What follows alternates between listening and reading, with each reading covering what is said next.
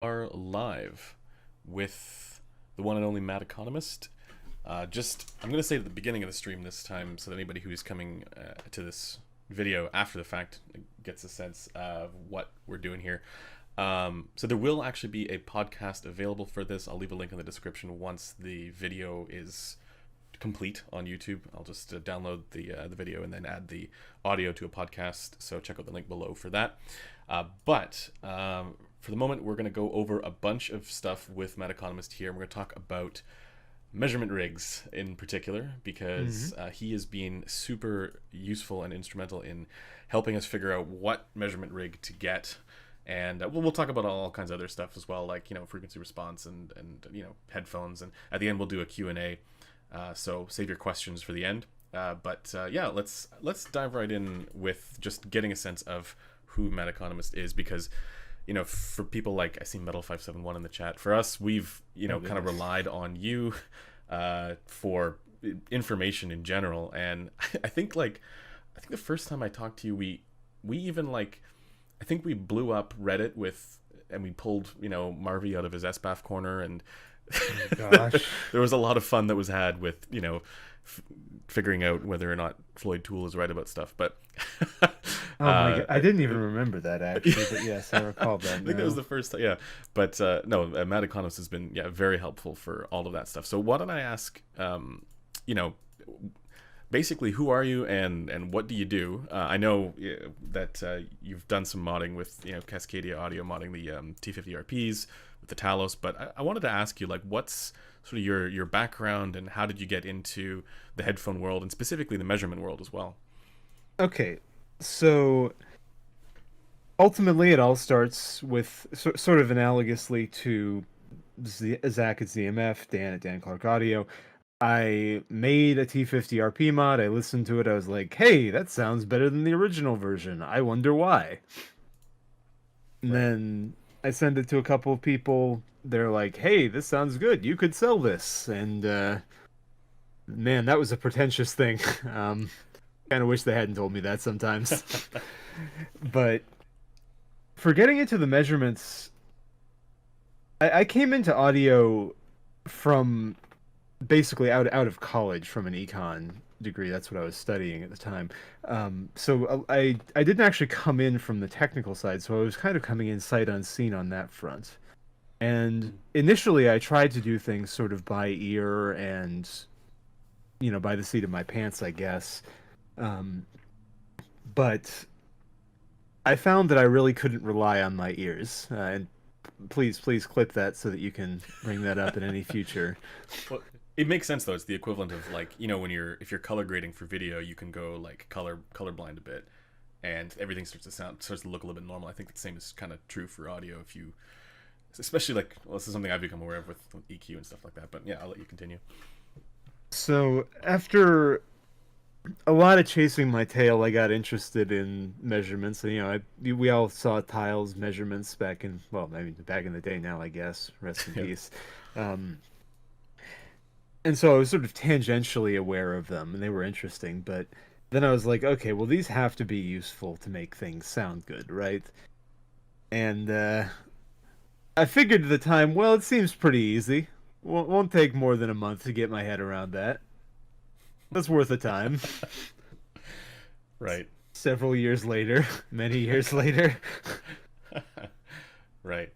So you got into it, modding the T50RP, and that is the Talos too now, right? Yeah. Well, And currently I have nothing on the market. The Talos 2, I dropped sales of that one once I really got underway on designing my own drivers. That's, knock on wood, hopefully in its final stages. So hopefully I'll be having in-house stuff and just fully in-house stuff coming pretty soon. awesome. Well, that's exciting. But basically, the trajectory has been very similar to many of the, let's say, celebrated hobbyist turned manufacturers for you. Yep. Is that correct? Oh yeah, absolutely. I mean, I Awesome. think to some degree because you pattern on your precedents, but also just because once you try to make a headphone, you realize that it's actually shockingly hard to make a headphone physically. Right. See, that's the thing, is I always think to myself, man, it would be really cool to get into trying to make headphones or even just starting to mod headphones, and everybody who's gotten into it says it's way harder than you think, right? Even people who are doing the modding thing, there seems to be also like an additional difficulty in terms of like getting something like that to market. You see headphones like I'm blanking on the name right now, the Borealis, for example. Yes, where it's guys who've done similar Planar. guys who've done similar things, and it's taken them years to get to this stage, right, where they now finally have a headphone, and that they can sell. So I'm sure there's a lot more that goes into it that I don't think about when I think, it would be nice to do this at some point. Well, But I think a lot of it depends on what you're trying to do as well. If you just want to make something to listen to, I think that that's surprisingly easy. And I think more people should really just sort of, throw their nets in the sea with just sort of random, try it out, read a few papers, get whatever the cheap measurement rig that is the least terrible at the moment is. Sort of try to figure out how stuff works. But getting it to production it really makes you realize that the mechanical engineering of headphones, at least for me, was the really hard part. If I only had to do the acoustics, I think I would already have multiple in-house planar magnetics on the market. But it was everything else that really, and you have to do it with every headphone. right. So is the one, I don't want to give anything away here if you don't want to mention it, but Oh no, that's fine. is the one you're working on going to be planar magnetic? Yes, it's Okay. in-house planar magnetic driver. I basically everything I'm doing myself. Actually, I'm etching the diaphragms myself, putting the resists on myself. Cool. It's, yeah, I'm hoping it will be. I'm hoping it will be interesting to people.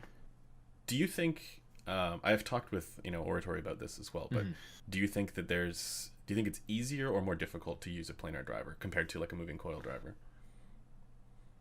I mean, or no difference? that's a deep question. Yeah. I think that for the normal way that you make a planar magnetic, or that people tend to, it is easier. A normal planar magnetic headphone, if you think about your Odyssey, if you think about your Hi-Fi Man, is sealed front volume, open rear volume, no connection between them. It's basically a Grado, if you think about it, or maybe not a Grado, but like I don't know, like one of the very early closed front open back headphones. I'm blanking on an example. I guess a Stax would be an example of very early Stax, like the SR1. Sorry, when you say closed front, you mean like sealed around the ear? Yes, but you can have a headphone that's sealed around the ear that doesn't have its front volume, the area in front of the driver closed. Right. Yeah. An example of this would be Foster's headphones. The Denon and the Fostex TH series all have a very complicated acoustic linkage between their front and back, and between the front and the outside. But if you look at an Odyssey, it's just a driver, basically a sealed area between the driver and your ear, and the driver pushes your eardrum. Right. It's pretty simple. Right. The standard principle for like open back headphones. Well, for planars, because that's planars, the thing. yes. If you look at like an HD 600, it's actually much more acoustically complicated in terms of how its front is designed. There's an integrated link between the front and the back, which has damping. There's a leak that exists between the front and the outside. So, and you have to do that to get, I don't know, a good sound from a normal moving coil driver. For a planar magnetic, they tend to be a bit closer to what we would prefer.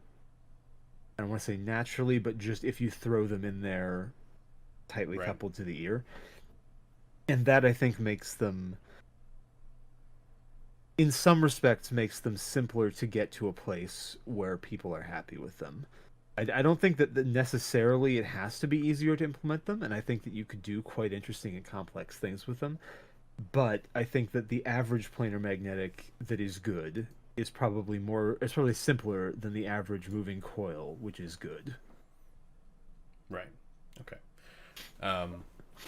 So, I mean, that's a super exciting headphone that I actually wasn't even aware you were developing. But yeah, I try to keep tight-lipped on stuff until it happens because I've had a lot of stuff that exists on my test bench that has Right. never existed, e.g. my Okay. electrostatic thing. Okay, so we'll knock on wood for this then. Yep, very big knock on wood there, but Right. here's hoping. Cool. Fingers crossed. Cool. And so, is the like headphone development then, manufacturing eventually? Is this a full-time thing for you, or is this just something that you're doing on the side, or yeah? This is at the moment pretty much a full-time thing for me. It's Right. particularly as I've doing just the acoustic stuff. I think I was able to sort of juggle it with other things. At the moment, I'm pretty much whenever I'm not doing acoustic stuff, I'm yelling angrily at machines and hitting them with wrenches. It sounds like the dream. Um, Uh, when we spoke before, you mentioned that like a lot of what you were doing was looking at like edge cases and outliers and things like that, when you're testing stuff. oh, yeah, metrologically. Yeah, I wanted to ask what's the reason for that? Well, I mean, like everyone agrees on the normal case, right? Hmm. Like no, everyone basically wants frequency response, and everyone has a general agreement on what frequency response should be. Because Hmm. whether you're a diffuse field target person, Lorho target, free field, Harman, they're all basically an ear resonance. Then either it's flat at the low frequencies or there's a little bump up, but they're not that different. So within the context of normal measurements, everyone since Tile started doing measurements on a KU 100 hasn't really been that far apart in what they want. And you know, with the proper grains of salt, you can compare and analyze all of that stuff pretty well. And that's the most important shit, to be clear. Like Hmm. that is what is important. That's why, for example, Oratory only publishes just frequency response measurements in the linear band. And I think that for a reviewer or for someone who just wants to know what to buy, that's probably the most important. Well, I mean, that's definitely the most important. That's probably the only thing you need. Right. But as a designer, you don't just want to characterize the typical case. Right. So when I'm trying to, it's sort of like penetration testing in security and software and stuff. You know, if you're just testing how something interacts with a normal user, you don't necessarily care that if you knock on it 3 times at this angle, then the door falls off. But as a designer, you should care about that. Right. Okay, that makes sense. So actually, I mean, the reason why I was asking this, I think, is it was pointed at something a little bit different. I was Gotcha. wondering, you know, I was thinking like edge cases in terms of like back when Tile was doing, square wave and stuff like that. Thinking, maybe this is a way to push the boundaries on the ability to discern information from measurements. Um, Well, it depends on what information that you're looking right. for. Right. Right. A square wave, in a sense, so if you think about what a square wave is, it's really a sine wave and then an infinite sum of odd harmonics, right? So the Hmm. main thing that you see with a square wave is bandwidth. But Right. headphones are quite bandwidth limited. Tile, I think, liked them because they visualized frequency response and phase relationships together. But you can simply pull the same information out of frequency response in that case because of, headphones being minimum phase and the fact that we do impulse responses for them. Right. Um, I think square waves. I don't know. I never saw their appeal, to be frank. I think I mean, with one exception, Ty used square waves to check seal while he was mounting headphones on heads. I think that was quite clever. Right. I remember seeing that video where he used the Odyssey one, and he was he showed where the seal was broken. Yep, that was quite clever. But that's really Yeah. just showing where he's using it to measure frequency response. Right. Right. For edge cases, a lot of stuff can still be measured with a fairly conventional frequency response measurement, like linearity or broken coupling behavior. You can measure both of those just with the same exact frequency response measurement and still get all of the edge case information you want. Right. I'm trying to think, are there cases where I would want a different measurement? I mean, there are cases where I do different measurements. but I'm not sure if there are cases where you need different measurements much. Hmm. I mean, I guess it depends on what you define as different. Right. I don't think there's a case in headphones where you don't need something based on a Fourier transform. Right. I, but I think that something like an FFT, like what you're looking at right here, which is the Fourier transform of my voice, as opposed to frequency response, and is interesting sometimes when you want to look at, for example, the harmonic spectrum of a sine wave, or the distortion products of some other more complex stimulus. Because if you think about it, what this is doing is taking the input and breaking it down into level by frequency band. So if you had a 1 kilohertz tone and there was nothing else, it would just be a vertical bar right at 1K. Right. But in practice, we have noise, Yeah. obviously. I mean, like, yeah, my voice isn't quite gravelly enough to be producing 20 hertz, so that's noise in my environment and noise in my converters and stuff. Um, and, we have distortion products. We have harmonics. We have, in some cases, we even have subharmonics. We have, for multi-tone stuff, we have intermodulation products. And Yep. the audibility of these things is variable. So, some people just produce aggregate figures like THD, and the THD, and some people publish ARTA's harmonics. Like they have a few harmonics that it extracts from impulse response. But I think that might be less, for me, that's less useful than looking directly at the spectrum of a sine wave, because Right. sometimes things go a little bit eccentric in ways that are not captured just by counting the first 3 or 4 harmonics. Right. I mean, but also, I mean, essentially, what you're talking about is like uh, the reasons why when you hit a piano note, you don't just hear one. You don't just hear one frequency. You see, like, if you were to see that visually represented the way that your voice is right now, Oh it yeah, would be, yeah. yeah. You'd It'd see be it. a string of Exactly. harmonics. Yeah. Although pianos are particularly strange, because my understanding is that pianos, being string resonators, don't actually have harmonics that are perfectly aligned with the bass frequency. It's one like so Mm. it's not actually even multiples. I don't actually know this much because I'm not a musician, but I looked into tuning pianos once, and apparently it's why it's like a skill. Oh, it's a real pain. As someone, I used to actually play, and it would. I know this was a big issue because everybody was also stressing about like where the microphone placement should be for recording pianos accurately because of how weird some of the resonances were, and how variable they were. Oh yeah. But I mean, recording instruments accurately is a hard yeah. question. But yeah, just getting back to the headphone stuff here. Yes. Okay, so that's why you're looking at edge cases, and I guess I mean it makes a certain amount of sense that I'm just thinking of other cases of headphones, like for example, there's a headphone that I have here, the Andover PM50, where I think it's possible to get it to sound okay if you only listen to it with like by pressing it in a certain way and like holding it in place in a certain way. And it makes me think anybody who Oh was maybe goodness.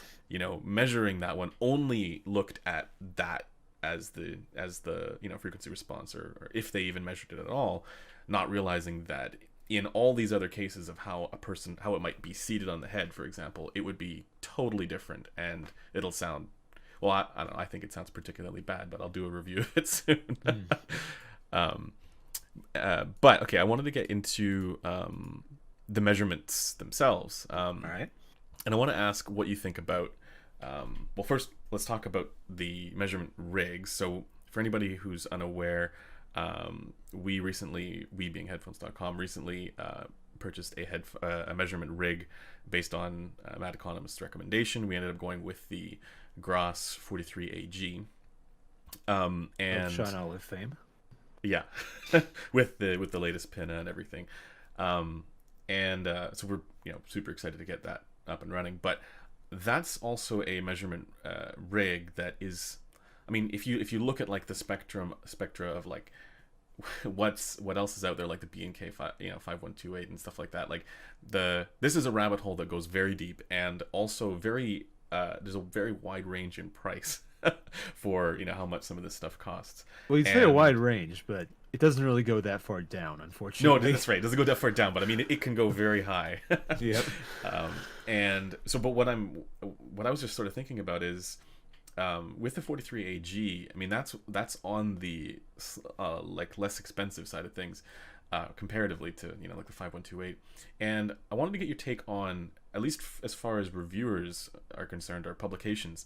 Do you think there's more value in perfect accuracy for information above, like, you know, 8-10k hertz, or because that's more difficult, more challenging to do, or is there more value in consistency across publications? So for example, if everybody has a 43AG, or maybe a 45, whatever it is, right? Like if everybody has the same measurement rig, is that more valuable than that one rig that's the 5128 that one person has? What's your take on that? Well, I think it depends on if it's from the perspective of a reviewer or from the review consumers to some degree. Like, as a reviewer, if I really wanted to distinct myself and, like, let's say I'm a reviewer who really wants to make a splash and say, you can't trust anyone but me. Having something like the 5128 would mean that I could technically be correct in saying, oh, no one else is as good as my system. You can, you know, you should always take me as the definitive word. Right. But from an end user perspective, the actual difference is not very high. And the fact that there will be comparability issues between that and the existing standards, it may actually make it less useful to anyone who's reading it.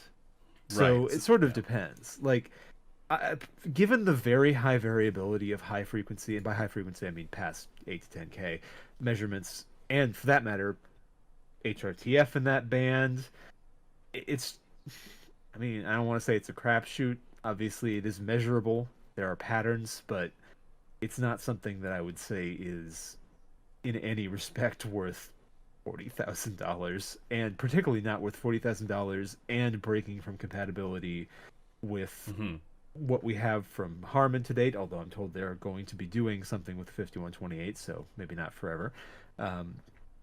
And, you know, I think probably most importantly for most people, being able to compare to the surprisingly large now body of people who are doing public measurements with 43 AGs.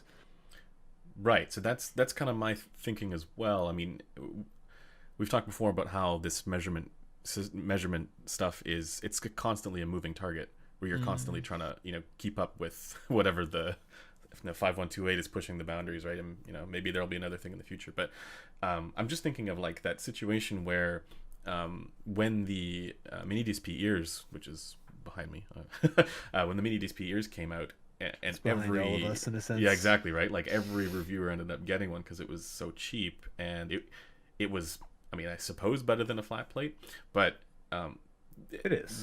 There's always that question mark when you see publications that have a measurement posted using the mini DSP ears rig, because it's not industry standard. It's not as accurate as you know, it ideally would be.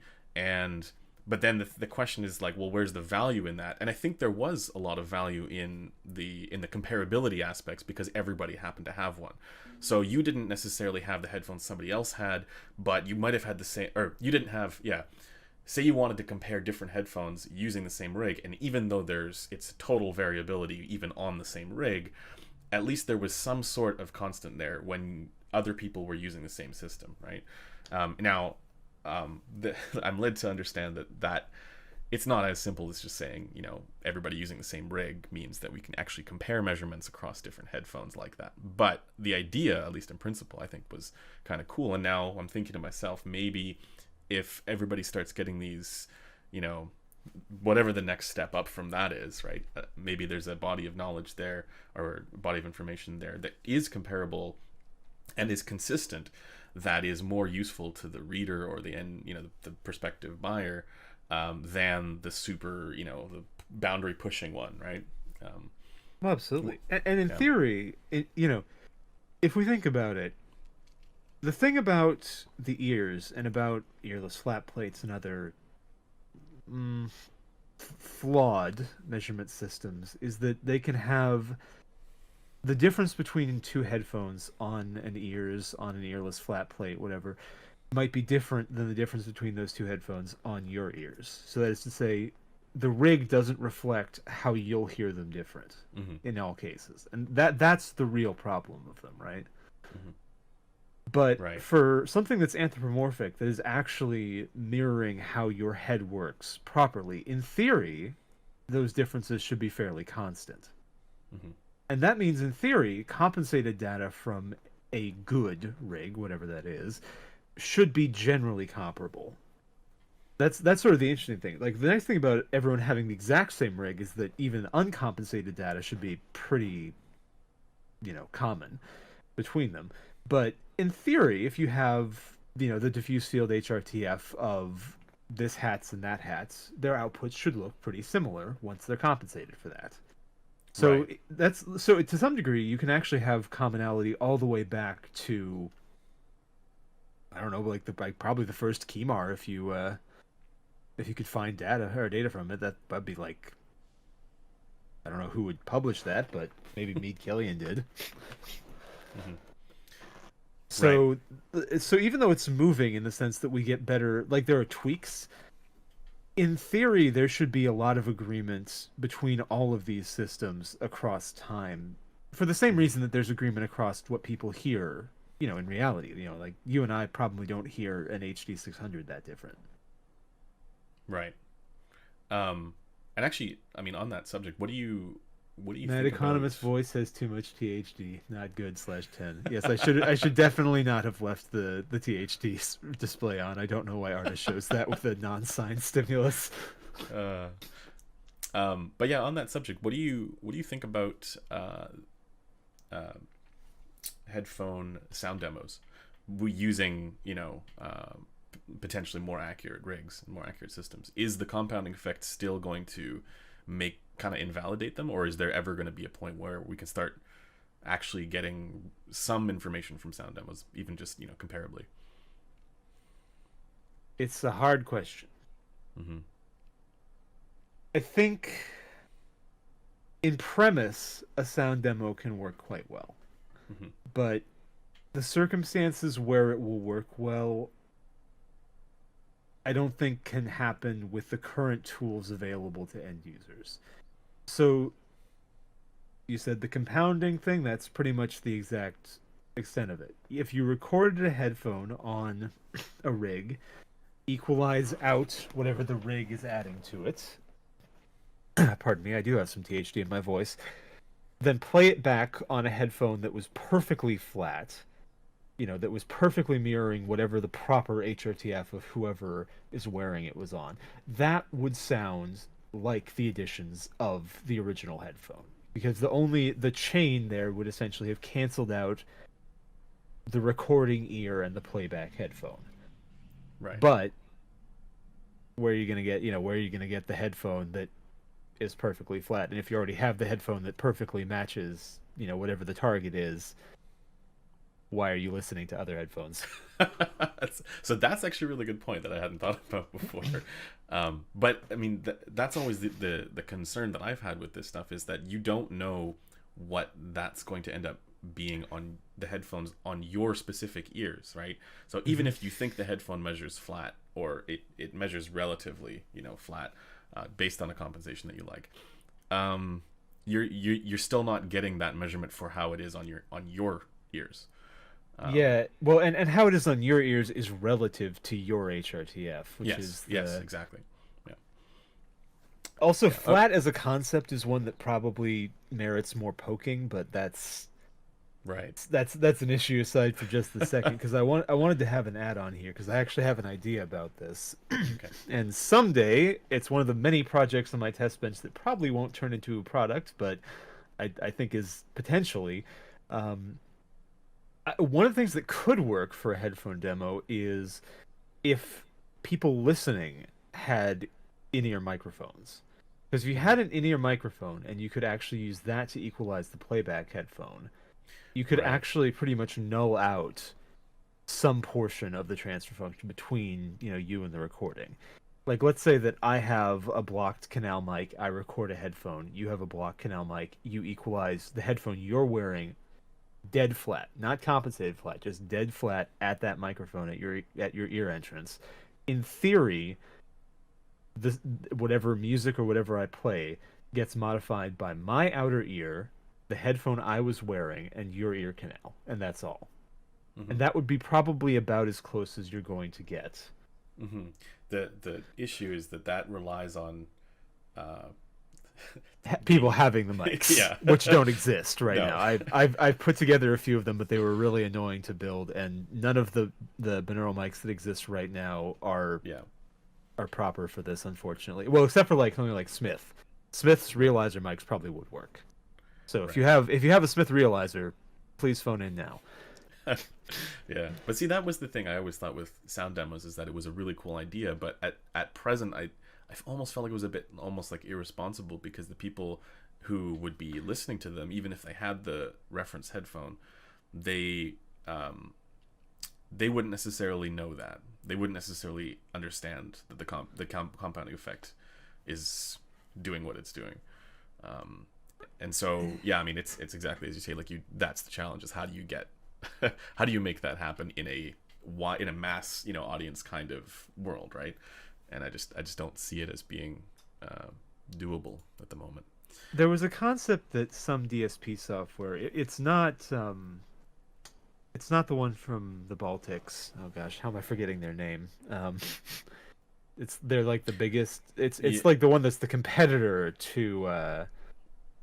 The Sonarworks. Yeah, it's one of Sonarworks' competitors had this Oh, okay. had this software, so I'm really bungling this. But they had this interesting concept where they measured a whole bunch of headphones, and rather than doing a sound demo, they would equalize. They would basically have an EQ profile that changed one headphone to have a similar frequency response to the other headphone as they'd measured it. And their measurements weren't that great, and the EQs were kind of so it wasn't perfect. But I think that was probably about as close as you'd get Right. to a sound demo with what we have now. Right. And it's actually, I kind of wondered why folks like Jaakko Passanen, the fellow with the Auto EQ database, haven't done more like that. Although, of course, it's only as good as the measurements you're drawing it from. Your units may differ, your on-head results may differ, etc. Right.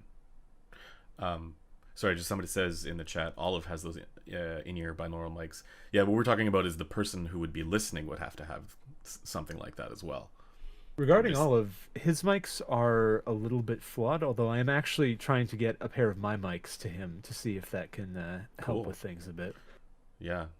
But see, like, it's such an appealing idea. I think it would be really cool to be able to do that. Like, I'd want that to be something that would be like, it would more than just comparatively predict what something would sound like, because there are certain things that I think you can find there. Like Metal, I think, was talking about before about the listening to his recording of the HD58X, for example, and you can actually hear the grain that's there. And so it to me, it's like it would be really cool if you could make that like demonstrable beyond just the comparable thing that it is right now. But I guess we can move on from that, because I did have questions about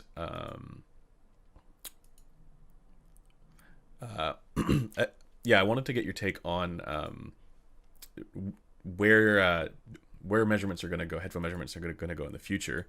And I've talked to Oratory about this, and I think you were actually on that podcast at the end. Yeah, busted in there. Sorry about that. No, by all means. But do you think we'll be able to at some point look at a graph of, let's say, unsmoothed or all the information available frequency response data, and then be able to point to how it's going to sound in ways that we aren't doing right now? So, for example, can we hold up a graph and say, here's where Soundstage is, here's where detail is, here's where, dynamics is, and all that kind of stuff? Or is that just, because it seems to be that there's still a disconnect to some degree between the captured information and our understanding of what that stuff means? And do you think that's going to go forward in any meaningful way?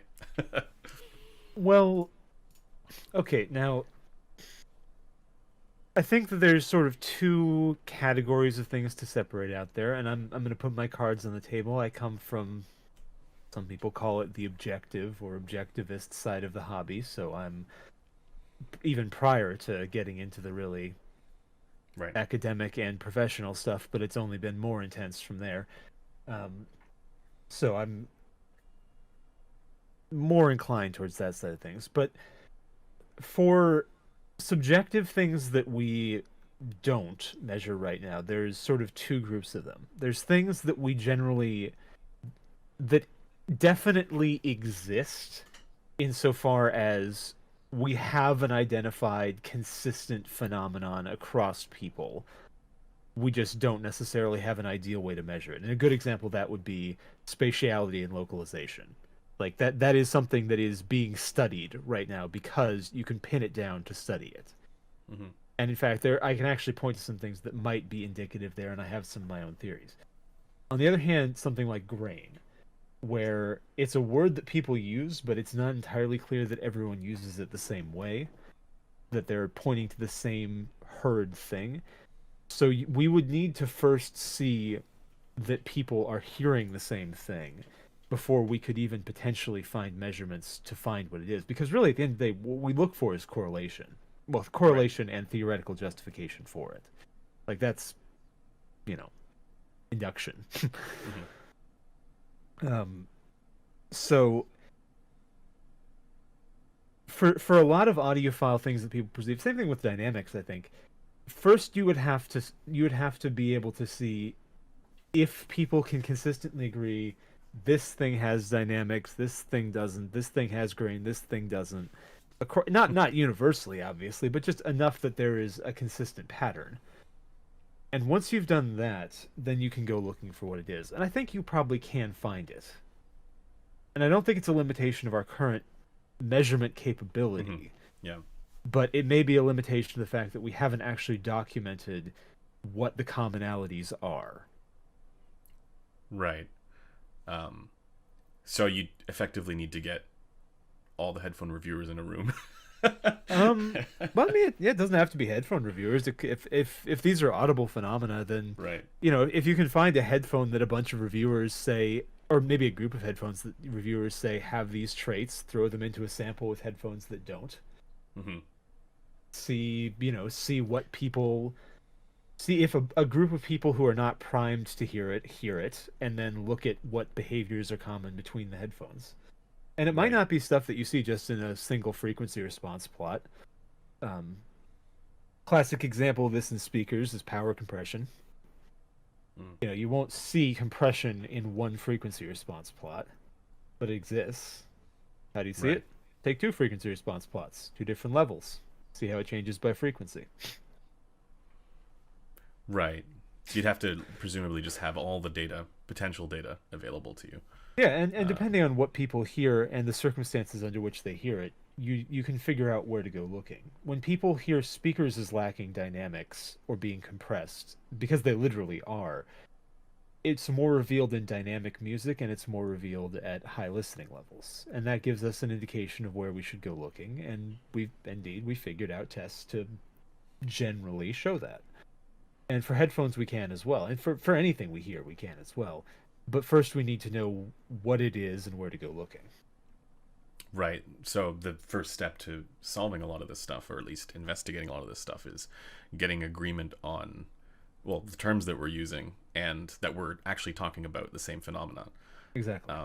Which I do think, I mean, this is something that I've come across even just with, a lot of the videos that I've done and, the articles and just talking to people. It's like people talk about this stuff in ways that are totally different, even though they might be describing the same thing. So, and then, on top of it, the fact that unit variation is a thing makes it even more challenging to get that kind of agreement unless you're actually physically listening to the same headphone, and just in the same room. It's a very difficult thing to get a consistent agreement on how something sounds, because we have, I think, a much looser connection to our ears than we do to our eyes.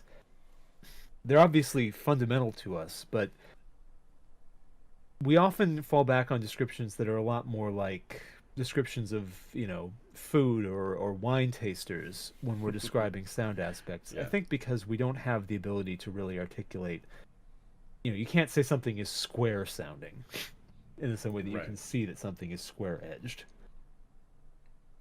Right. Um, it's funny. It reminds me a little bit of some of the stuff that I remember studying a long time ago about um, how vision is actually non-Euclidean. We're much more visually oriented like beings than auditory or anything else, like dogs have sense of smell, for example, right? So Mm-hmm. for us it's vision. And I remember studying about how vision is weirdly non-Euclidean, but our brains correct for that. And the way that you can test this is just look at the corner of any room that you know is a right angle, and just think about if you were to just try and draw that, you would actually have to draw it at a different angle from a right angle, at a non-Euclidean angle, because of the distance that you are away from it, right? So you're only getting the apparent object.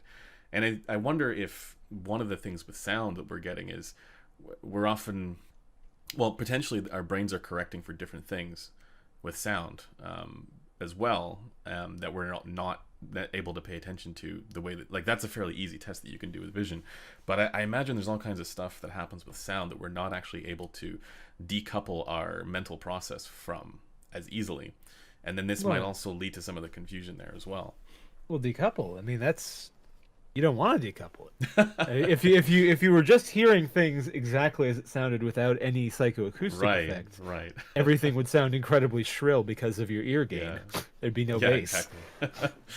Yeah, but I'm even just thinking of like stuff like soundstage and depth and all these audiophile terms that we're talking about. Like it might be one of the reasons why people have such different ways of describing things, because they're really just describing an experience, not necessarily anything to do with the way that something actually sounds. Like it's just their experience.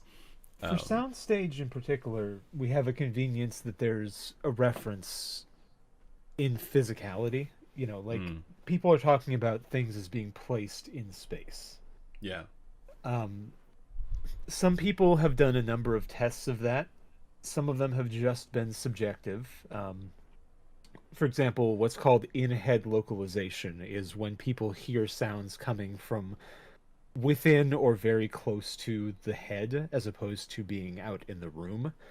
And there have been tests of things that influence that in headphones and speakers, actually. You can get that effect in speakers, which is weird.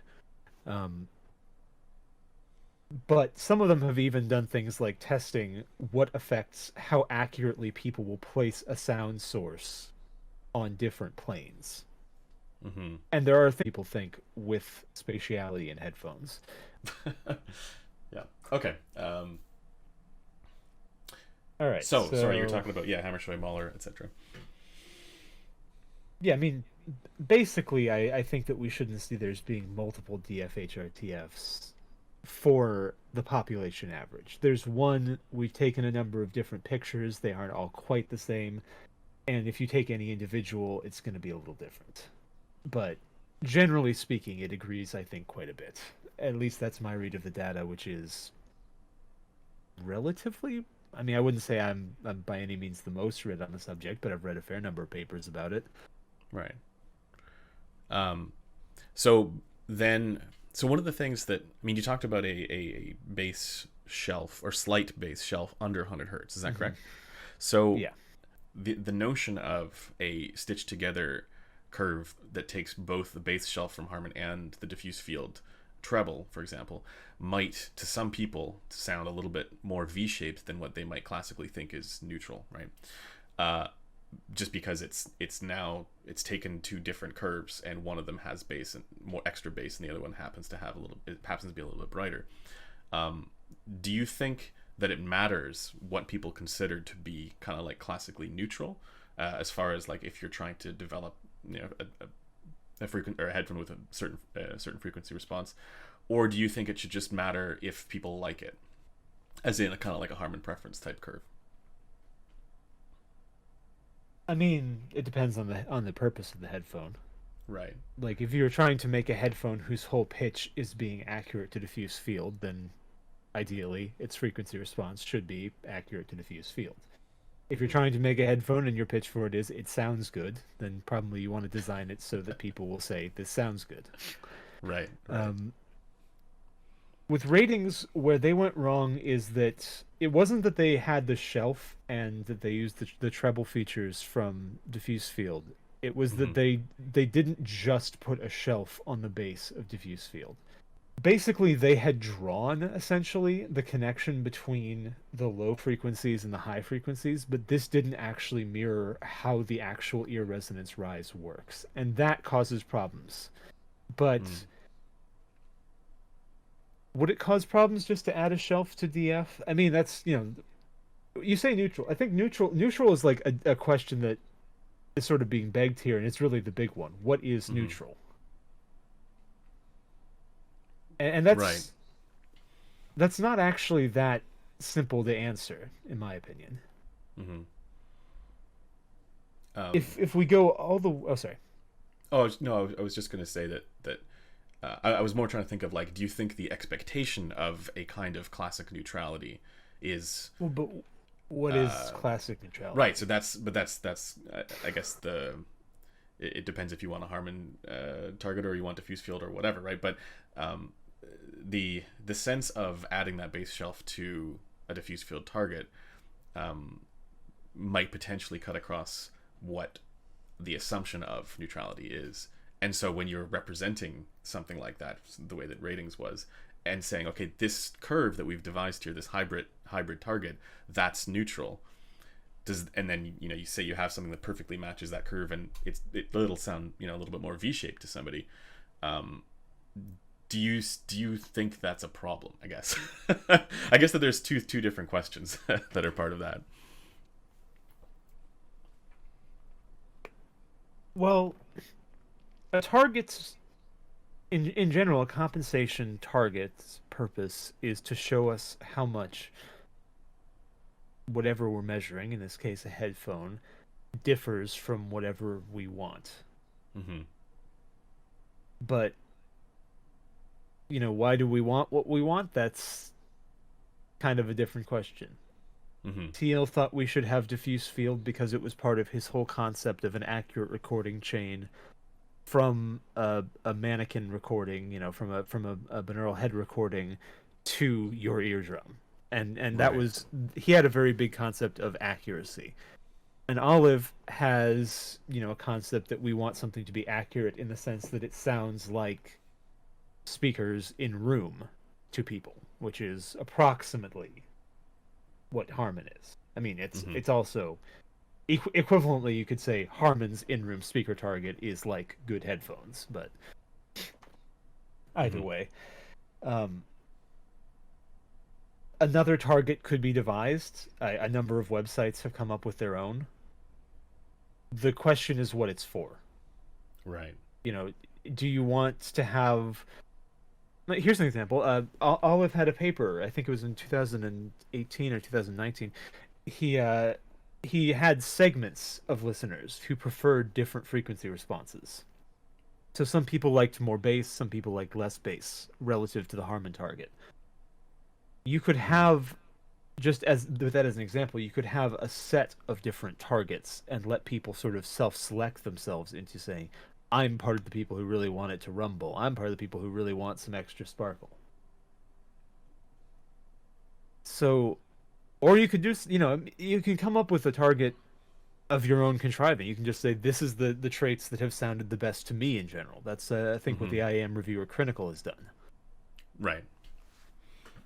I thought he was publishing mostly raw measurements just because of the nature of the rig that he had. Oh, although I guess no, not for IEMs necessarily. Oh no, Yeah, no, it is he's it is raw for IEMs as well. I think. he has his own compensation, which he's sort of, as I understand it, basically drew by hand based on what he likes in an EQ slash Right, right, in right, an IEM. right. I guess the reason why this stuff is interesting to me is because I'm now faced with that same question of, okay, do we take the Harman curve or do we represent, let's say, deviations from the Harman curve or or a diffuse field target, or do we do that and then also say, okay, here's how it deviates based on my preference, right? And then identifying, okay, I've always typically thought that my preference was somewhere in between a diffuse field and Harman target, as far as just the overall, like, counterclockwise or clockwise leaning. And so I guess that's why I'm somewhat concerned about the notion of, as soon as I start putting in my preference curve or something like that, it starts to devalue the notion of typical flat, right? Because I think people have it in their head that if something is flat, like the way that it might be represented on a compensated graph, that this should sound neutral. But in reality, we know, like, it all depends on what the compensation is. And so really, I think it's more of a methodological question of, what's most prudent to do for representing that flat line, given that sort of expectation that people might have of flat being neutral, maybe from the speaker world or something like that. Well, I think, flats basically, you're showing this is the deviation between this thing and what we think, and what's our target. So I think it's natural to think of that as being accurate, a flat line is accurate. Yeah. But, what's accurate, that's a different question. That's what we're all trying to figure out. I mean, and I think there's multiple answers. Because not everyone wants the same thing from music. It's like, compare Thiel's program and Alice. Thiel is still working. Like, he's still doing research on his headphone paradigm. Because his whole thing is about a very specific goal. He wants to be able to eliminate everything between a sound in a space and your ears. And to me, that's a pretty good standard of accurate. Like, I think that's probably the most accurate I've heard as a concept, is what would it sound like if I was there? Right. But that's not what everyone likes. Do you think there's a difference between that and speakers in a room? Yes. Yeah, I tend to agree. Well, empirically, like, in theory, if you go with Thiel's model, that is straight up DF. Yeah. And if you go with the Harman research, you do not want straight up DF. You want something that's modified from it to get most preferred. And they're not super far apart, but they are separated. Yeah. I always wanted to kind of look into why. I need to spend more time reading the Harman research, because it's so interesting why that target ends up leaning much warmer than I think would be than like my preferences. So I always wonder, like, why is it? Is it because of, people having certain music preferences, or because there's an expectation that, bass is going to sound a certain way, or there's this hangover from bass rumble that you might get with speakers, and where does this show up?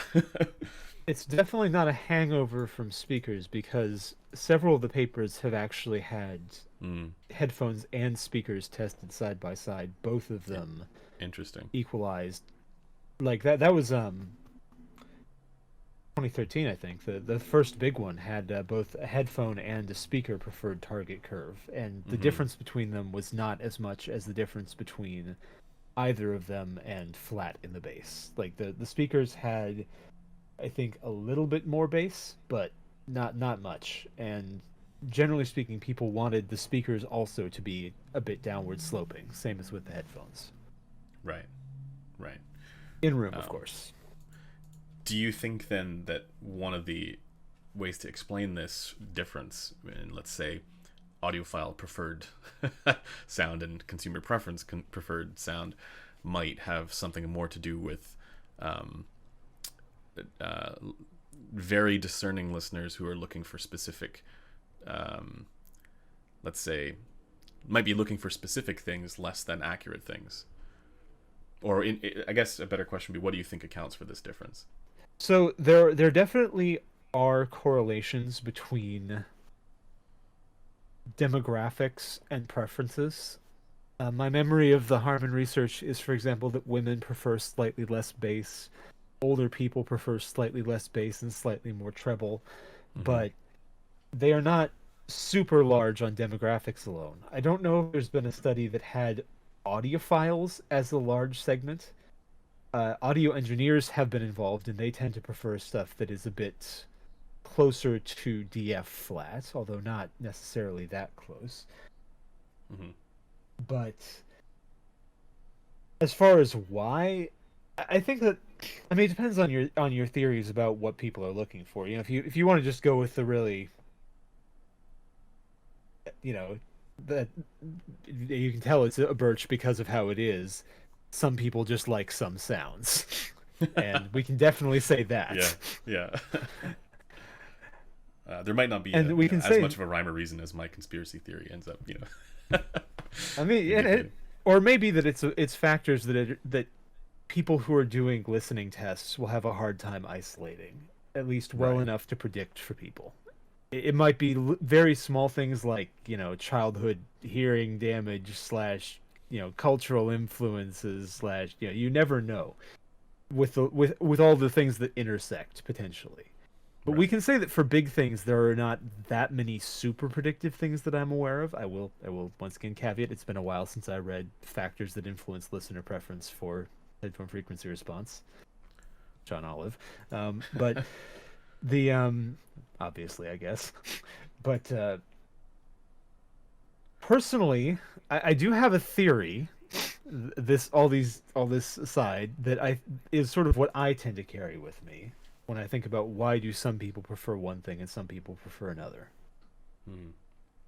Number one, I've long suspected that there may be some deviations between how two headphones measure relatively on one set of ears, one set of accurate ears, and another set of real human ears. Um, and I think that this may account for some of the variations in what people perceive. But additionally, I tend to think that because music has different mastering conditions, there's probably an influence from the production process.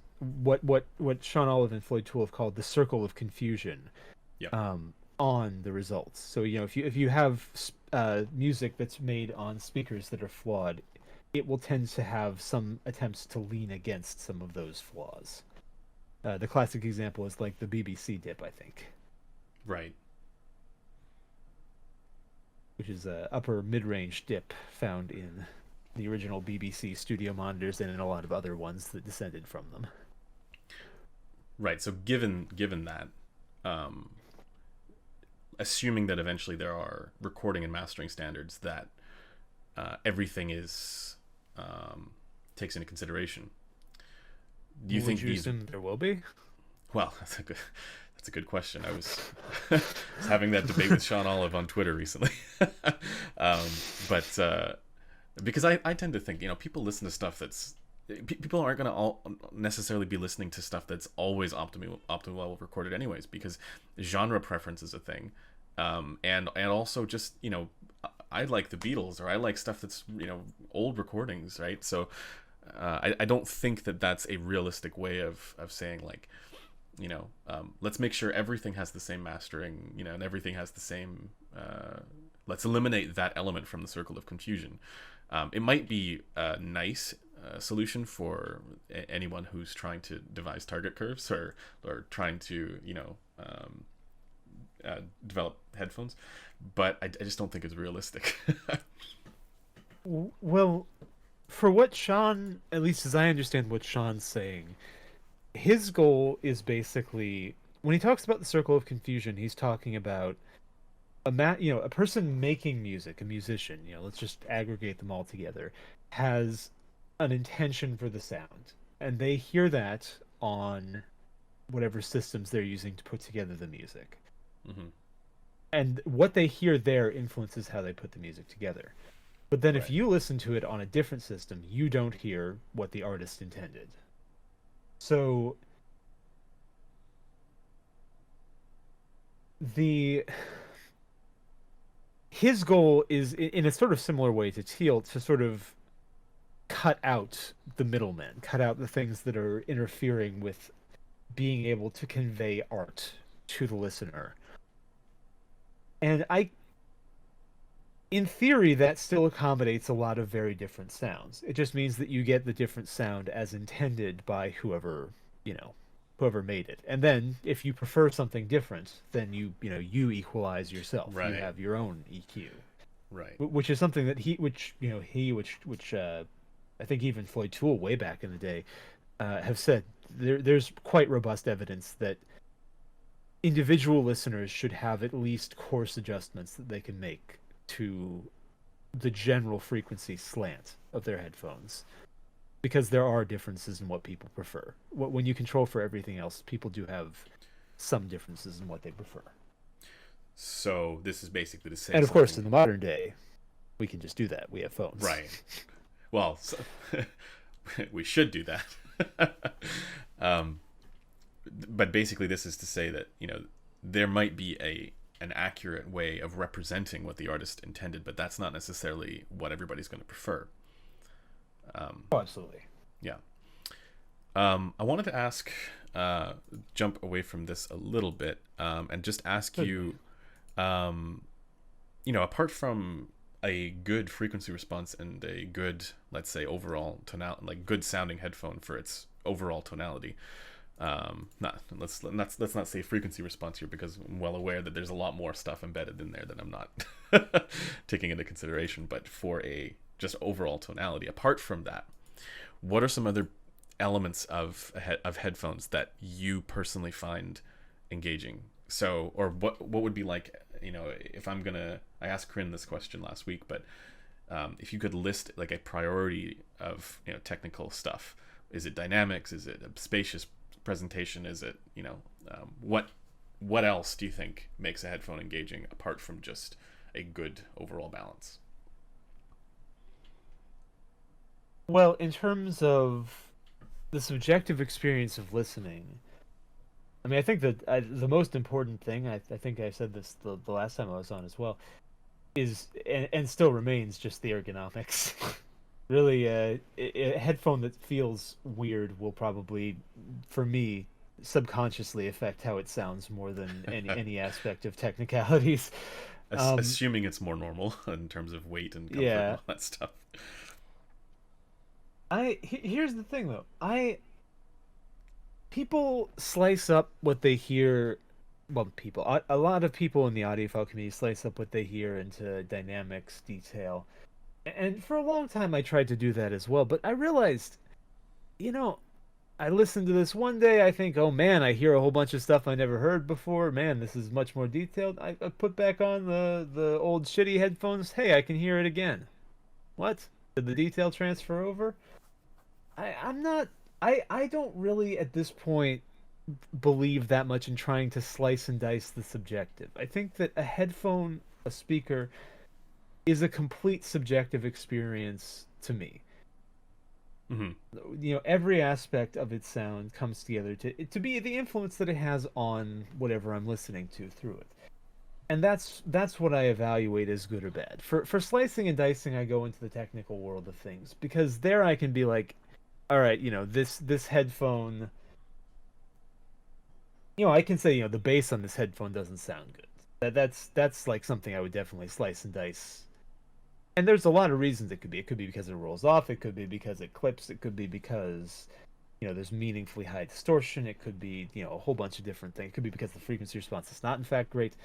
But I don't really, for myself, find value in trying to create a bunch of subjective categories for small variations in how things are, for specific elements of how things perform well or poorly. Mm-hmm. Which is I think partially why I count myself among the sort of more objective side of the hobby. Right.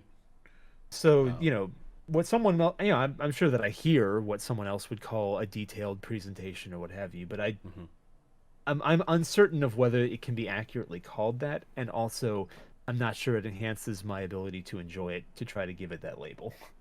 Sorry. I was just gonna say, what about something that's very different, like, for example, a Sennheiser HD800 or like a Hi-Fi Man Aria, or some of those headphones that have crazy, let's say, spacious presentation, comparing, you know, to like the HD6XX or something like that? Well, spaciousness is an interesting one. Mm-hmm. Spaciousness in the sense of feeling big, I will say, is definitely something that has a lot of frequency response contributions, like, right, just the sense of size. And that's something, you know, we can see that in how we equalize recordings. We can see that in obviously, if we wanted real spaciousness, we'd convolve it with a room impulse response from an opera hall or something. But beyond just, I think that there are factors beyond just, it has to have somewhat dipped upper mids to have, that sort of sense that you're in a large room, so there's not the immediate reflections. I don't think it's so simple as that to make something sound spacious. For the HD800 in particular, I have some theories about how the acoustics of the pad space work, although they are entirely ad hoc and unsupported. And I think that there's a contribution of what I would consider accuracy on a perception of spatiality. So I think that. But here's the thing, that's still just part of the picture. These are all basically windows through which we're perceiving the sound. And I'm quite confident in the ability of, like, spectroscopy or whatever to piece together how a window is filtering out the colors of the light. But when I look through a window, I'm more interested in how I see through it. And then if I want to know, this is cutting this bit of yellow by this much, or this is, this has this much warping of the image due to the curvature of the glass or whatever, that one I would probably prefer to go just to the numbers. And try and see how the actual data corresponds and how some of the theoretical stuff corresponds to my subjective stuff has been interesting. But I haven't found it that useful to try to have a lot of subjective categories beyond, sounds good here, sounds bad with this is going wrong. It's more about where things go right and wrong than it is about a concept of dynamics or detail or what have you. Because it's a lot more consistent in my experience to say this is a problem or this is good, and then look for what correlates with that, than it is to say, this is good because of X, and then look at what X correlates with.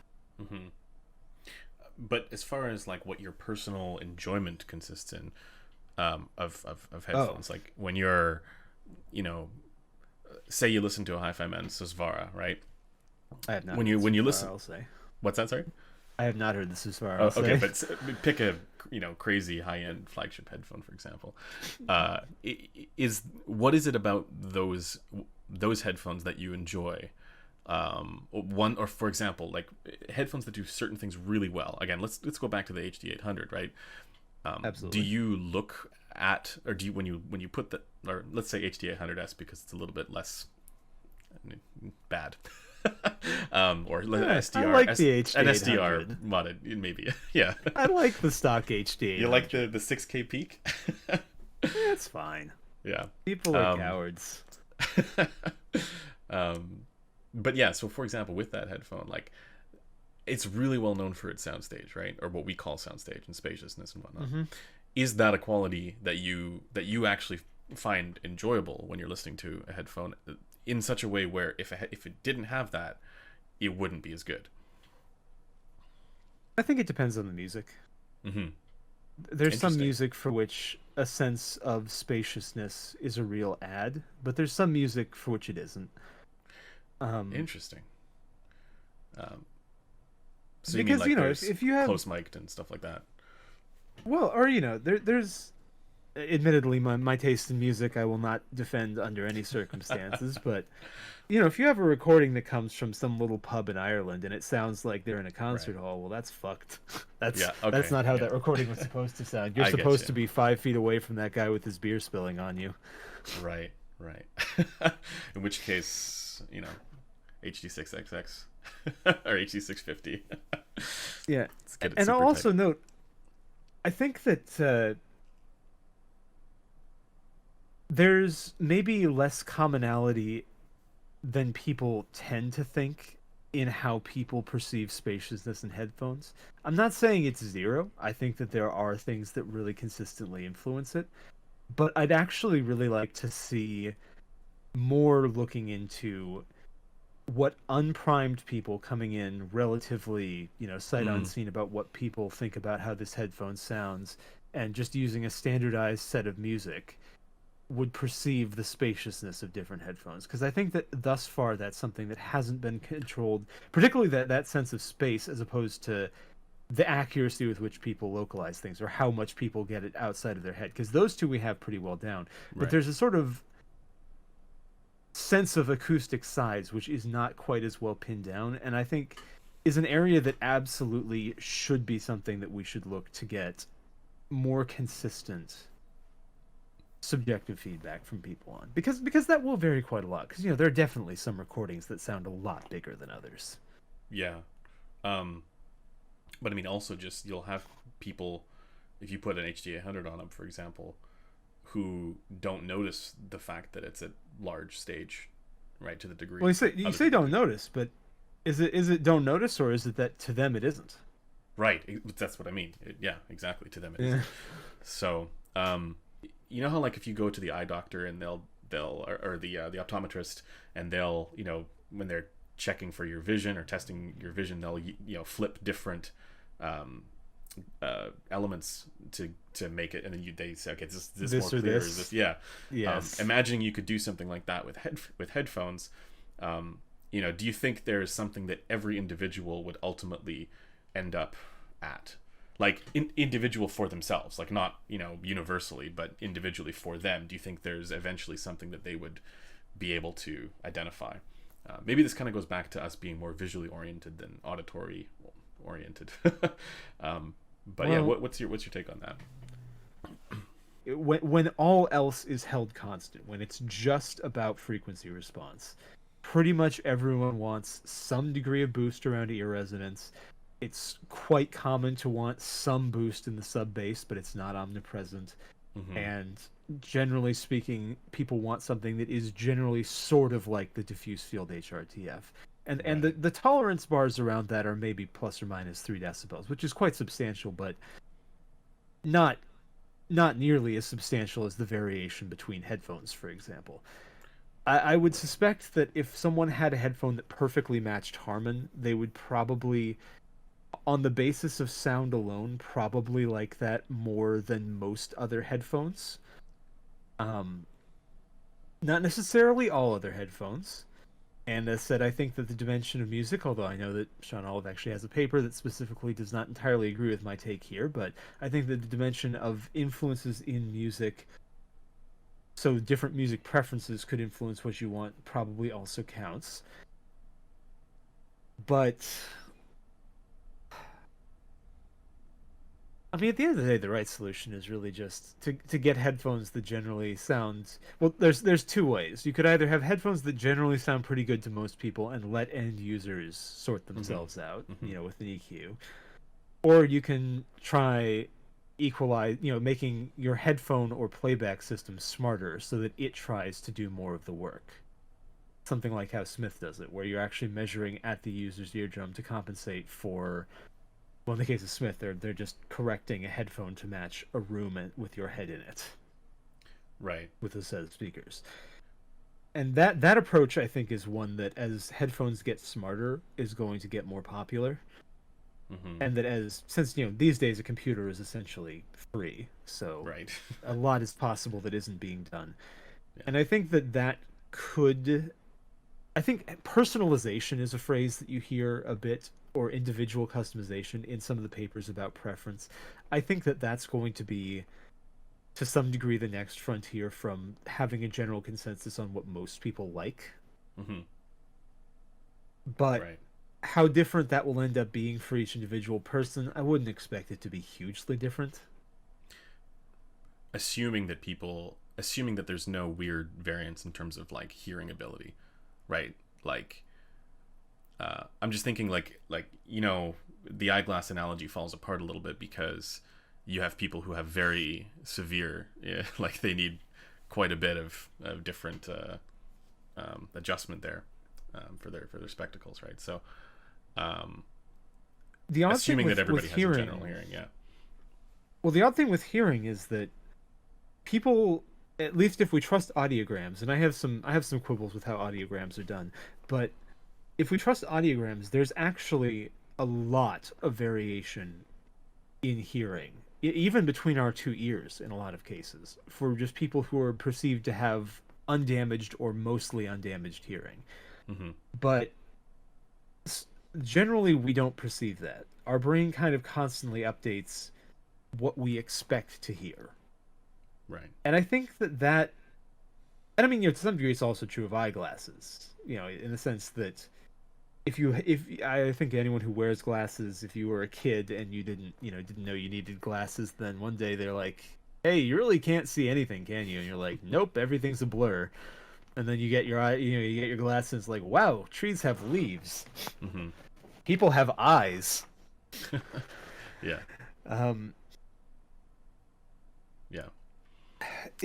But the thing is with vision, I'm not sure, because with sound, there's so much about filtering through what our brain expects to hear.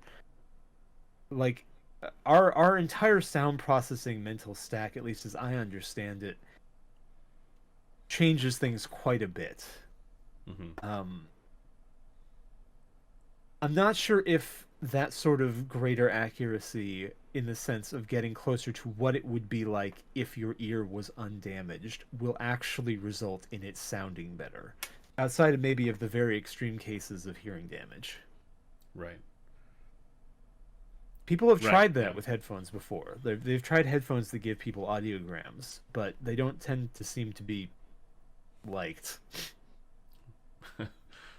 Right. The Neurophone is an example. I was just gonna say the Neurophone is the is the. I mean, do you think there's promise there? Do you think that's? I mean, this goes back to what you're talking about with like what we're not doing. I mean, and some of them are like the Neurophone. Technically, we're in the same industry, so technically it would be uncivil of me to say what I actually think about the Neurophone. I haven't heard it, so I can't comment. Yeah, I'm not compelled by their ideas. Okay, but do you think in theory the personalization aspect of it could be, you know, introduced in a way that would be more effective? I think personalization you would want to start from a different direction. Right. The Neurophone starts with people perceiving equivalent loudness with tones, or with band filtered noise, whatever. This we know doesn't work. We've known that this doesn't work since the 80s. Mm-hmm. An approach that starts with a measurement at your ear, that I think could do interesting things. Right. I think it would be difficult, but I think that there exists potential to improve there, and that's the area where I would be most interested. And it's actually what I assumed the Neurophone was doing at first with the strange probe things they have. Right. Those strange invasive probes. Yeah, but see, like I think so. The way I think myself and probably a lot of other audiophiles will approach this kind of thing is kind of like more like a gimmick. And I feel like there's a bit of resistance to the notion of even personalization in theory, because it's somehow introducing DSP, or, it's altering a naturally occurring phenomenon of pistonic motion or something like that. Now, I don't know where that... Heck, you want to forget DSP. Think back to the days of graphic equalizers.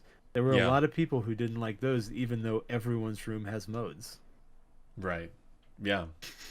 Well, I mean, I'm very much on the EQ is fine side of things, but I still think there's a hesitancy and resistance to within the, let's say, enthusiast communities, where people aren't wanting to do this stuff because they think it somehow is a barrier. Yeah, like it's like exactly, like they're not listening to, disregarding like what the engineer intended, because like that's another question. It's like, are we wanting to listen to what the artist intended, or are we wanting to listen to what the engineer intended when they were developing the headphones? And I think that's just so people who love headphones might say engineers, but I tend to prefer listening to music. I prefer to listen to what I want to hear. Yeah, exactly. But see, the thing is, like, all of these there's all these audiophiles who would spend thousands and thousands of dollars to try and get their equipment up and running, and then somebody comes along and says, hey, you can get it to sound way better if you just like do this little tweak here with some software. I think it's that idea that is kind of doesn't sit right for some reason with the core audiences there. But I do tend to agree, like that kind of stuff, it should happen more, just DSP in general, and even personalized DSP. But yeah, and I mean, it doesn't even need to be necessarily DSP. You can do analog domain adjustments to these right things. exactly. I mean, yeah. people there's a unfortunately his headphone measurements are not very good, but there's a blogger in the Netherlands who made an amplifier with an analog signal processing module in it, which was designed to correct headphones, and I thought that was a very cute solution. Do people feel better about it because it's analog? They seem to. I don't know. I see, like, I've never gotten into that stuff because I just think it's like, if you can improve something by just doing a bit of EQ, why wouldn't you? But I think it just comes down. It's more to do with that sort of like fundamental, like, disconnect, I guess. And acoustics being a different, thinking of acoustics as somehow separate from the software side of things. But I wanted to get your take on what, I mean, given that you're, let's say, a self-ascribed objectivist to a certain degree, what do you think of, the, like, let's say, audiophiles in general, like if reading HEADPHONE threads, or people talking about different pairings and tube amplifiers and all this stuff, like, or even just talking about experience categories like detail retrieval, soundstage, dynamics.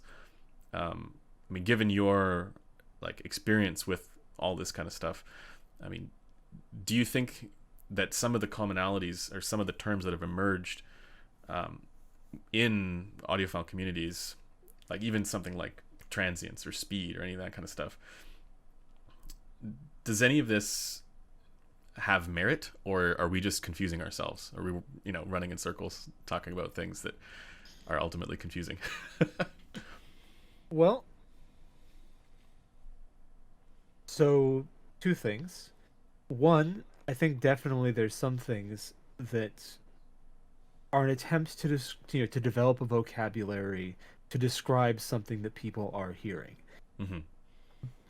And I mean, obviously everything is an attempt to describe things that people are hearing, but things that people are hearing which exist acoustically as opposed to just psychologically. But here's the kicker.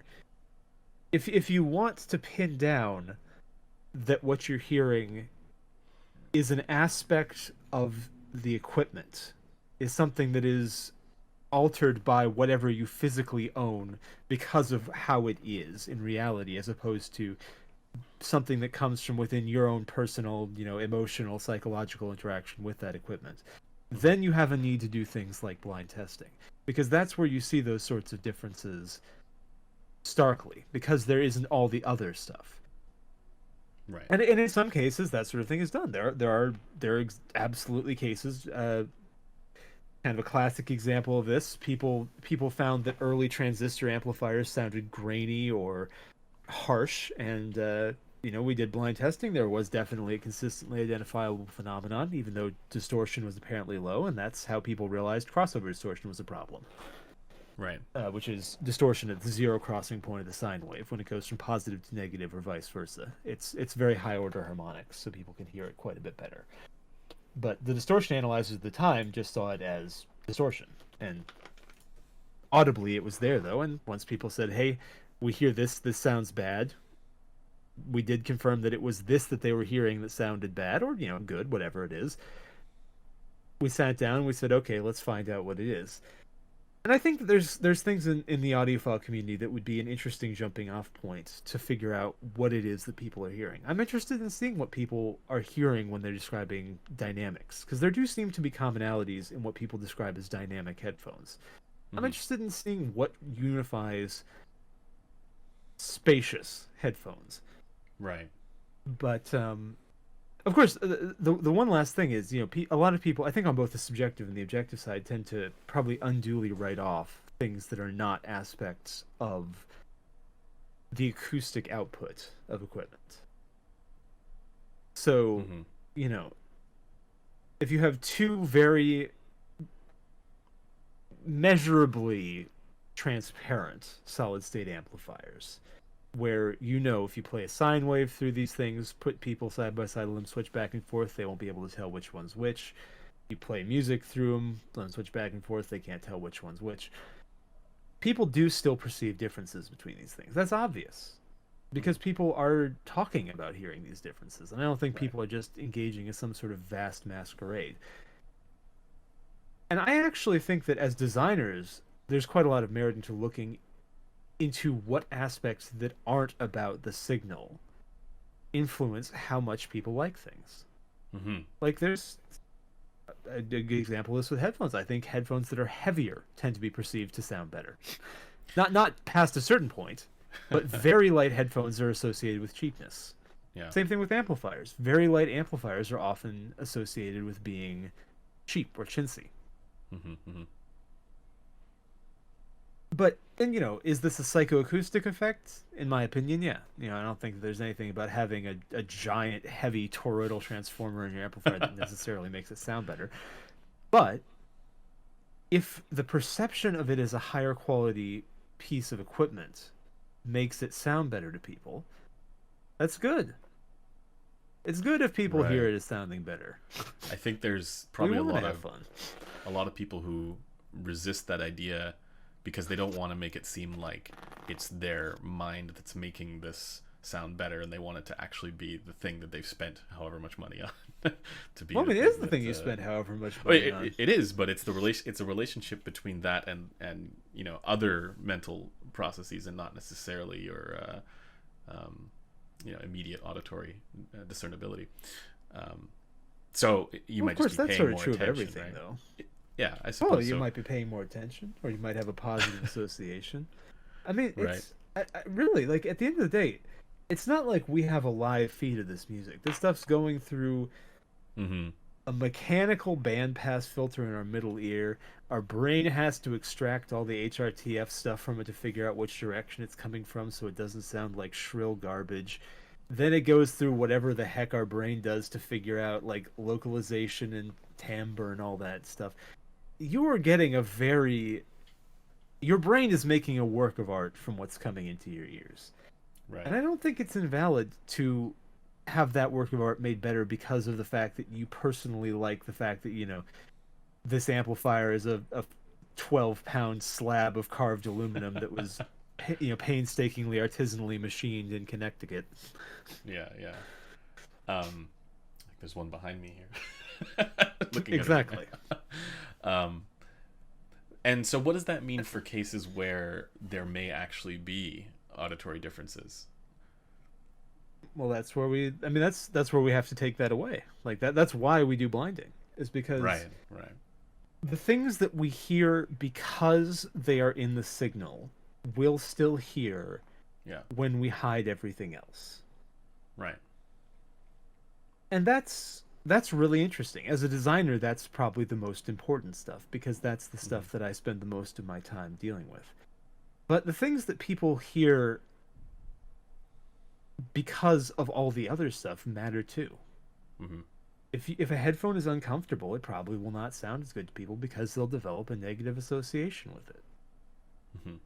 If a headphone is ugly, it might not sound as good. Or it might sound better because people are like, holy shit, if it looks like that, they must have put all the work into the speakers. Right.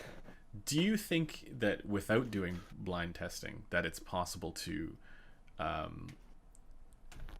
identify differences that may actually be there in fact, and not just differences apart from all those other different factors, right? Do you think that's possible to do without or with just cited comparisons? Do I think it's possible to identify stuff that so well, it's possible to oh yes, go ahead. Oh, I was just gonna say, for example, if you're comparing like the SPL Phonitor X in the background behind me, or against the IFI Micro Black Label, which is a much smaller, less impressive looking thing and also costs far less, and you're comparing them back and forth, do you think it's possible to identify those differences, what the auditory differences are, if there are any, in fact? Do you think it's possible to do this in cited tests, or does this kind of thing, definitive difference, to be able to say conclusively that there's a difference, does that require a blind test? Well, you can definitely, a difference that will be audible in a blind test is quite possibly, not necessarily, there's some stuff that's easier to hear in a blind test, but is quite possibly audible cited. So you may still, like, it's not like you can only hear these things with the blindfold on. But until we blind ourselves, we don't know what cited variables are influencing what we hear. Right, that's the trouble. Yeah, exactly, yeah. So, because until we remove them, we can't tell what their contribution was. That's sort of, tautological, right? Like, Right. you can't say what portion of the whole they are until you see what the whole is when you remove them. Right. And these will presumably also vary from individual to individual, so some might be much more strongly influenced by them than others. Well, admittedly, I don't know. That's more in the domain of psychology than where I am. Yeah, totally. I know that there was a Danish firm that was working on basically trying to quantify the qualia, as it were. Yeah. They had a really complicated questionnaire that they gave people about how different aspects of things sounded. Mm-hmm. I think Tile did a write-up on them after the AES meeting in Aalborg, I think. Was that the Cables article? No. Okay. No. It was a firm that presented. I think they had this vocabulary of sound thing that they were working on. Right. The Cables thing was. Hal did Cables a few times, didn't he? Yeah, but I think the conclusion was that there may actually be a difference, even though his conclusion wasn't that there isn't any difference. It was that the difference is insignificant enough that it doesn't merit spending the kind of money that people do on cables, which was a fairly safe conclusion, I think. Yeah, that's the center ground, I guess. Yeah, or at least it was at the time. I think I think people are moving away from cables over time. Yeah, I've never been my perception. Much of a cable guy, except in cases where something's broken. Like, I've definitely had obviously. USB cables that have been the problem in my chain because there's something wrong with the cable. But from the silver cable to the copper cable, I haven't. It's not something that I've it's not something that I would be able to identify beyond those other cited biases that might show up. But I think here's the question though: does it sound better to you? Like, when you're cited, does it sound better? Because then it might be worthwhile. Right, but exactly, right? And that doesn't necessarily take away from their value, right? The fact that there might not be any physical, or let's say, non-cited differences. But apart from that, like, I think one of the issues for my ability to appreciate cables, even though I do like the way that nice cables look and feel and they're comfortable and whatever, the issue I think is like, it's like the counter bias, right, where you're constantly trying to hedge against those cited variables creeping in to your evaluation, which means that sometimes you might ignore the fact that it looks better, or the fact that it looks better makes it sound better to you because it makes you appreciate it more, right? I mean, it's fair to say it makes it sound better. How it sounds is an internal experience of yours. Exactly. Now, it's funny because what you've just hit on there is something that I worry about a lot for the objective side of things. Like, I understand a lot of guys are very worried about what they perceive as the misinformation of new people, and I also share that concern. I think that's probably the animating concern for a lot of people who are militant on our side of the street. But there is some element of attempting to ghost bust Santa that seems to come around sometimes. Right. Are we actually making people happier when we say this thing that sounds better to you is actually contributing nothing to the sound? Because, maybe in one counterfactual, it's like, well, they would have been happier if they'd never thought that would make them happier. But what if it's just making them happier than they would have been in a world where they just knew that their chain contributed nothing to the sound? Like, right. Are we sure that this is actually making people's experience of music more joyful? Well, probably not. But that doesn't necessarily mean that it's not valuable, right? To try and cut through what the all the rest of that stuff, let's say, well, psychoacoustics and whatnot might be contributing. I mean, aren't we here to have fun? Is that Yeah, just me? totally. But I think for, I mean, this goes back to what we were talking about before about like certain audiophiles, and probably myself included, wanting the stuff to mean more for the auditory experience that they're having. And as soon as we talk about psychoacoustics being the sole factor, right, then it might detract from the overall experience. Again, I think it's where that hesitancy comes from for audiophiles. The same way, you want everything to be acoustically relevant, let's say, to the experience you end up having. And when you have these psychoacoustic things that exist in cited evaluations that are not necessarily acoustically relevant, playing a very large role, I think that could rub people the wrong way. I think it does rub people quite a bit the wrong way. I've Yeah. heard a lot of people, and to be fair, I've heard some people mischaracterize that as people mishearing things, because it isn't mishearing; it's just hearing. But I can Right. see why people got a bit ornery about it, because there were Yeah, it's like saying definitely you're some wrong, people on our you know, side who you're- were, yeah. that was not a good that's not a good line that some people have taken. I don't endorse that. Yeah, but I don't know, like I think there is probably, I mean, it's like what everything, there's probably a nuanced middle ground or something like that, where if you are discerning enough, right, I think that's what it comes down to, is the criticism of the cited evaluations that include all these other things. It's to say something like you're not being discerning enough. The flip side of it, though, I think, is that the people in the subjectivist camp might be saying to the objectivists who are saying this, is that you're actually not discerning enough because you're not noticing all these other things that I am, which may or may not exist, right? So I feel like that there's is just sort of always the gonna be original impacts. contention. Yeah. But I mean, so I guess it causes ask the question of, like, do you think there's stuff, I mean, I've asked this to Oratory, but do you think there's stuff out there that's worth talking about of acoustic relevance? Again, let's say not the psychoacoustic stuff that may contribute, but do you think there's stuff out there that we aren't capturing or analyzing properly apart from frequency response?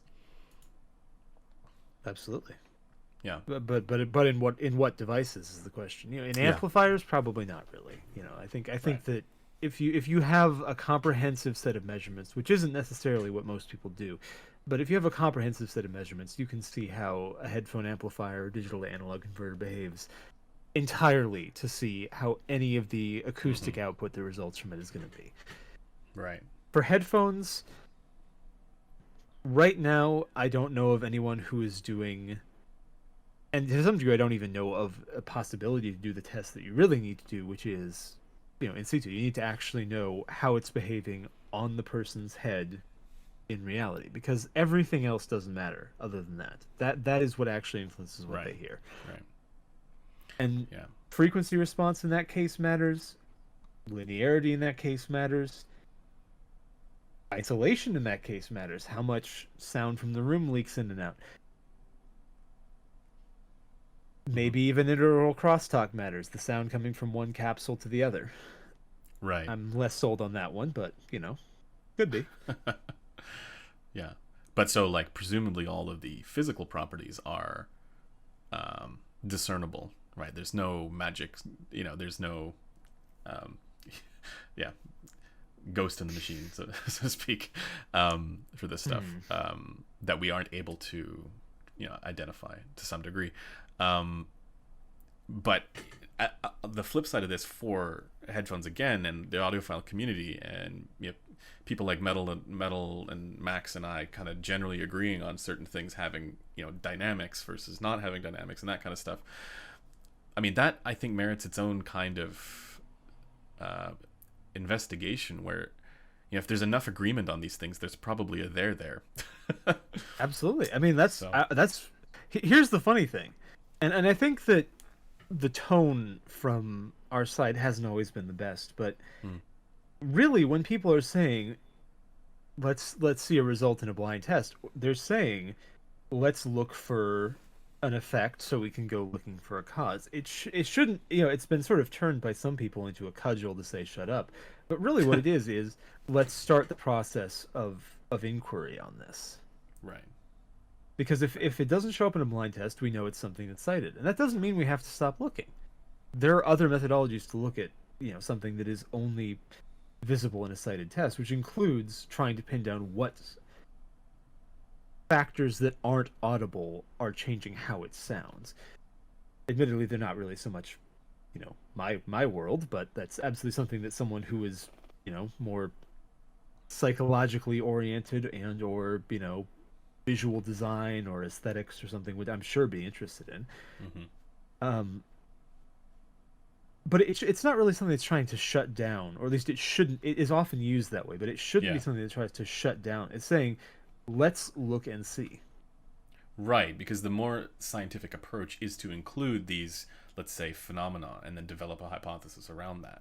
To study and to do that, you need to see where they are, and that's why people go to the blind testing, because that's the first sort. That's saying, is this an acoustically audible effect? Is this something that's in the sound that with just the sound people hear, or is this an effect which is coming from somewhere else?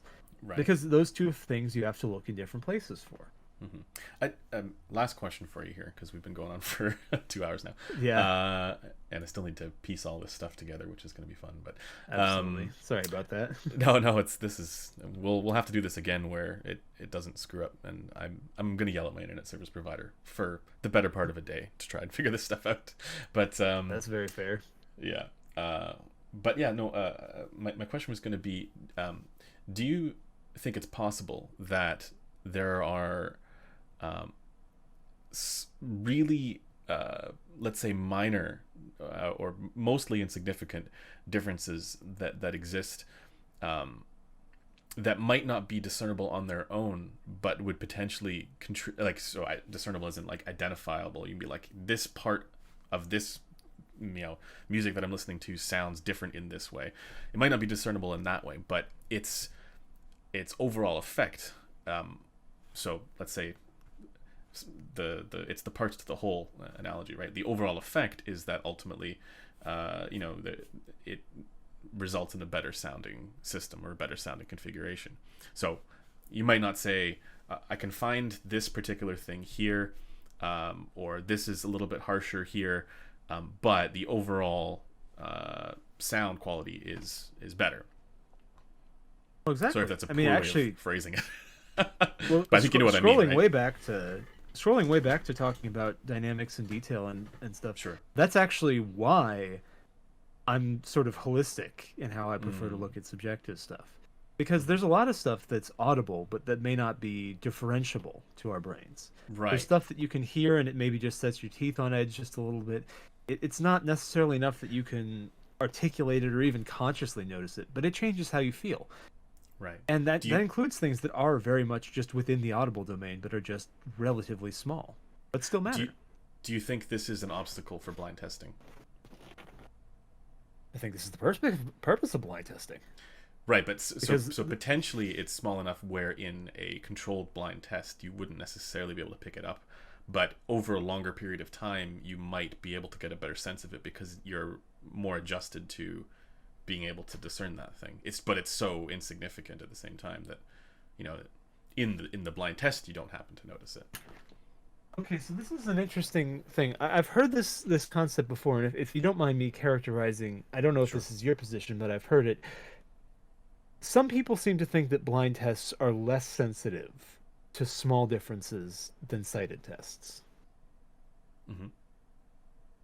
That is not congruent with my understanding of the lit. Admittedly, we don't have a completely comprehensive picture, but for things like audibility thresholds for things we know are audible, a lot of the procedures, particularly things like ABX, were specifically designed to be as revealing as possible. Like, that's why you have like a fast switching ABX test is capable of allowing people to, at least has been shown to be capable of allowing people to discern differences between components that people often don't subjectively report simply listening to those two components. When In terms of cited like tests. fair, yes, Yeah. because then they're just focused on everything else. But when it Hmm. just comes down to this one has, a tiny bit of crossover distortion, not enough that when you're looking at it physically, you're like, oh, I bet that thing has 0.01% zero crossing distortion, but enough that it just slightly matters. When you just switch between two bits of music, well, at the two bits, one from it, one from the other thing, and then say which one of these matches X. That's a really sensitive test in a lot of cases. You would be shocked at how easy it is. At least I have been shocked at how easy it is to find really comparatively quite small differences that way. And I feel it every time I have to do a blind A/B test because it's so much less sensitive because you don't Hmm. have a reference. So test design matters a lot for how sensitive things are, particularly for subjective tests. Right. But I think that the premise that a blind one is necessarily less sensitive, in many cases, I think that it's more sensitive in the same way that, you close your eyes when you're sniffing the fine wine. For sure. Yeah. Yeah. There's like you might more sensitive in the literal sense of sense, like Yeah, more. Yeah. Yeah. you're more likely to pick it up. Exactly. Yeah.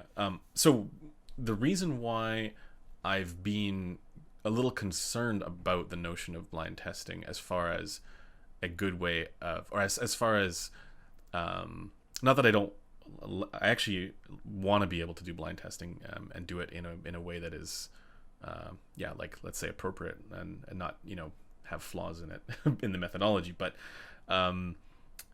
one of the concerns that I have is if you are doing a cited test, for example, there are potentially 10 different things that you could identify in that are different, and over time you're able to identify those different things. So I'll give an example.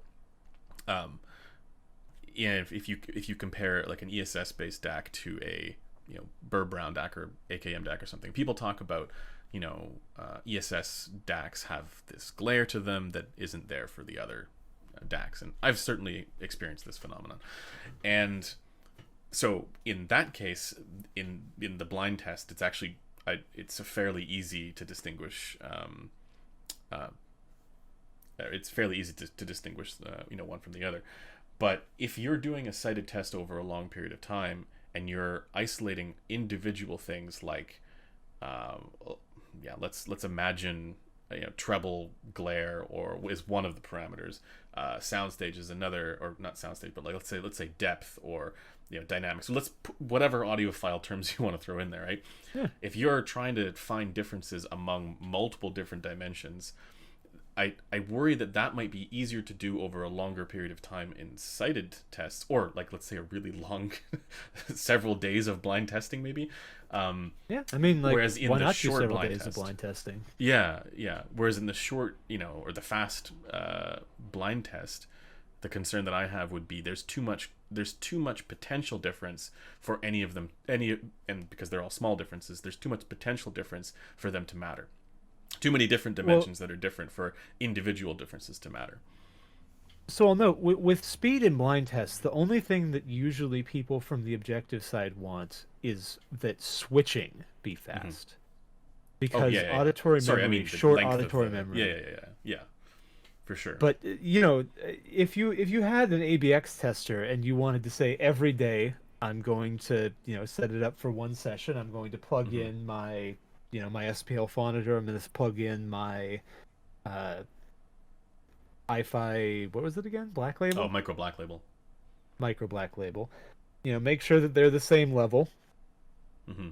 Connect my DAC to both of them, get them both playing, and I'll have A is the Hi-Fi, B is the phonitor, and then X, I'll figure out over the course of the day which I figure X sounds more like. Mm-hmm. And you did that. I don't think, and everything was kept proper. As Yeah, the sure. test generally Assuming. was not compromised. But if Yeah. you took a day, if you took a week, you would not hear complaints from people about the Right. scientific Right. validity of this, because there isn't anything about making people go quickly. In fact, Right. if So anything, it's one of the things that I've always thought was kind of cool about automatic ABX yeah. testers is that they could potentially, you could do a test that went over time scale of months. Right. So, but see that's more interesting to me because I think then you'd be, because like the examples of blind testing that I'm thinking of are like, I'm not sure if you read Jason Stoddard's "This Shit Happened" article where he talked about blind listening and stuff like that. Imagine being able to walk into a location where there's a whole bunch of equipment there, and you have the ability to do blind testing. They didn't. This isn't what the article is about, but I'm just saying this is a setup where you could just go there potentially and blind test, right? You could do the blind listening that they've got set up, and it's not ABX testing because it's not. I don't think they have X. X is not a variable, but it's more just being able to discern. Blind AB. Yeah, and I'll say blind AB is a lot harder. Yeah, blind AB is a lot harder, and I think that because people do blind AB, they get a little biased against ABX, because without having having reference anchors, blind AB testing is the most stressful stuff I've ever done, to be frank. and why is that? But just anyway, you mean just because you have to hold in your memory what you think the difference is between these two things. And you have to say, okay, well, I hear that this is different from this. I know that, but which one's which? Right. That's so much harder than saying, all right, I got 1 and 2, and then I've got 3, which is either 1 or 2. Yeah. Which one does it sound more like? Flip. Right. I guess, my concern is more with the, let's say, casual A/B testing where it's over a much shorter duration, where you're not able to go through the dimensions that you might be able to go through in a cited long-term evaluation, where in those cases the cited long-term evaluation might actually reveal things that the shorter term AB or even ABX test would miss. Well, that's certainly possible. The main, I don't even think you'd hear a contention on that one for things for which the contention you'd hear is that a lot of people don't believe that there will be a difference audibly between, have an active disbelief in the idea that there will be a difference between, two components that measure such and such way. So those people, they're saying, you have to bring us evidence that these two things have something acoustically differing between their outputs. And so that's it's a higher standard. But I don't think you'd hear a contention from people that a long, detailed cited test could potentially find something that a brief, hurried blind test couldn't. But here's the thing, and here's the trouble with it. You don't know where that thing came from. Identifying that it's an acoustically audible effect as opposed to something that's psychoacoustic requires that you remove as much of the psycho as you can. Right. I mean, I don't think anybody in the, let's say, subjective camp would debate that,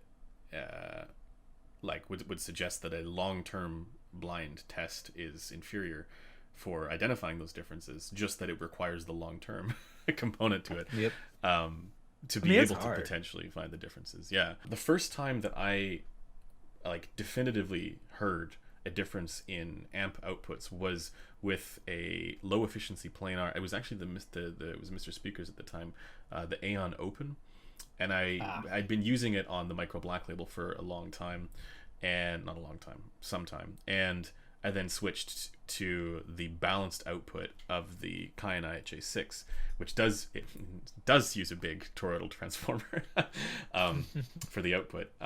And to me, I was like, even though the volume was at the same level, I was like, holy smokes, this is a noticeable difference there. The difference makes sense, right? And that was, before I wasn't doing any blind testing or anything like that. I was just in cited, comparison, and to the point where I thought it wasn't even something that would matter for blind testing because the difference was so significant. And to this day, I still am able to identify what that difference is, between the Micro Black Label and the Cayenne HA6, but only on the balanced output that's making use of the toroidal transformer. Now, I don't know why. Wait, the other one doesn't use the toroidal transformer? Sorry, what? The other one doesn't use the transformer? The Micro Black Label doesn't, but the I see. So I was saying it's not like they ran a different a Yeah. different power supply for the single-ended, because I have Oh, heard some weird stuff from oh, audio actually, files, I'm but not that would sure have about seemed that. really No, I weird. actually think they might. But Oh my gosh, I, really? I they might. I'm actually really not sure about that because I know that so like actually this amp doesn't make any sense. The Kai 96 is one of the least sensible amplifiers. Well, at least I thought so, because the balanced output is it's got really low output impedance, less than 1 ohm. The low gain single-ended output is 10 ohm output impedance, and the high gain is 110 ohm output impedance. And I thought to myself at the time, Huh. why would I ever use either of the single-ended outputs on there? But I do understand, like, there is a reason for it. It's just it seems to be missing one very important single-ended output. But in any case, the difference between the single-ended outputs and the balanced outputs was pretty strong. I don't think you could really say that that was down to anything other than output impedance, though. But Well, then 10 ohms is not that high. it's not that high, no, but it would depend on the headphones that you're using as well. Absolutely. But in my case that I was making this comparison between the Micro Black Label and the IHA6, it was a pretty substantial difference, like going just from the single-ended output on the IFI to the balanced output on the Cayenne HA6.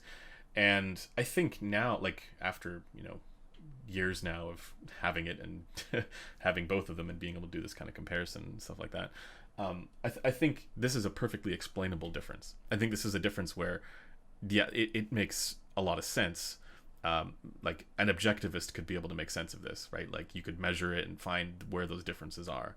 And there's no secret magic or anything to that. And probably the biggest difference has to do with current and the headphones that were being used. That's probably where that comes into play. But at the time, I remember thinking, wow, better design amplifiers that are like all of the different things we were just talking about with the cited evaluations, the psychoacoustics, that would have all been at work, and I would have been like, oh wow, yeah, this is a more, actually they come around at the same price, so cost is not an issue. I think it's only like $100 more for the Cayenne HA6, but it looks substantial. It looks like this huge aluminum brick that has this really nice turning volume knob and like all these different elements that had nothing to do with the acoustics or the sound output. And even when you look at like the internals and you see, okay, it is using a huge toroidal transformer in there, right? Like there's a lot of stuff, all that stuff would have been operable as well. So I guess the point is that like I think that while there might be a lot of this stuff going on for the audiophile who is making this attribution there, saying that this amplifier sounds better than this amplifier and in these different ways, might be the result of all these different psychoacoustic things. There's probably an explainable reality to that there's probably a version of an explanation that also explains very real differences that exist that aren't psychoacoustic related as well. Now I will say, just because it's measurable doesn't mean you can hear it. The two tenets of Right, objectivism used to be, well, not objectivism, the objective people. This is back far enough that people were still complaining Right. about y'all calling us objectivists because of the fact that there was Ayn Rand and stuff. But Oh God. back in the day when people used to just call it not subjectivism, the two tenets were, if you can't measure it, you can't hear it. And just because you can measure it doesn't mean you can hear it. Right. Exactly. Yeah. So it's that the second one sadly seems to have been gotten lost in the period where we've now started fantasizing over signal above noise and distortion figures that are impossible in rooms that exist. Right. Right. But I digress. What I was gonna say when I started out the whole comparing Yeah. amps thing, though, let's say it's the Cayenne and the i5, or maybe even two of the Cayenne's outputs. Mm-hmm. Imagine you had a box that just had headphone jack on it. Let's say it's maybe both a PRS and a 4-pin balanced, or maybe it's 4-pin balanced, but sometimes the negatives are together if it's a single-ended source, whatever. And that box is just an ABX box. Yeah. One button on it always goes to one input, one button always goes to the other, and the other one goes to a random one. And just whenever you get something to review, you plug in both things to it. You can toggle back and forth between them at your leisure, and then whenever you feel like it, maybe it's once a day, maybe it's once an hour, maybe it's never during that review if you don't feel like there's anything that's worth trying to ferret out, you could see whether you can figure out whether X is A or B. Mm-hmm. Like, I reckon that there are ways that you could work it into, because really it doesn't need to interrupt your listening. You can just be like, if you listen to the two of them and you're like, hey, wait, hold on, right there with that, I think I hear a difference. That's a moment where you could be like, well, Yeah. let's see if pushing the button, I do ping Take that, a as a difference. take Because 20 30 minutes out of the normal evaluation to do the well, forget 20 or 30 minutes. Just let's say you had it all plugged in to begin with. yeah. If you had, I don't know what the audio by Van Allenstein one, the Mm-hmm. ABX comparator. Literally, you could just be listening to the Cayenne and be like, oh wow, that's so much more authoritative on this track Sure, whatever it ends up with being. this headphone. Yeah. Yeah. And then you could just press the button, flip over to the other one, and be like, "Yep, nope, that does not sound nearly as good." And then you can Yeah. just hit X, and then just go with your gut, and you might be surprised by the result. So that's what I've been wanting to put together at some point, is something where it doesn't where it's actually feasible to do this, on a regular basis. I've run into several issues. One of them is that one of them has to do with outputs specifically. Outputs, And then so just different cable terminations and different outputs. And so it's like, how do you have to have some way of making sure that you're plugging the cable into it so that you're not having to unplug and plug anything back in, right, for whichever amplifiers you're comparing, and then also the headphones that you're comparing.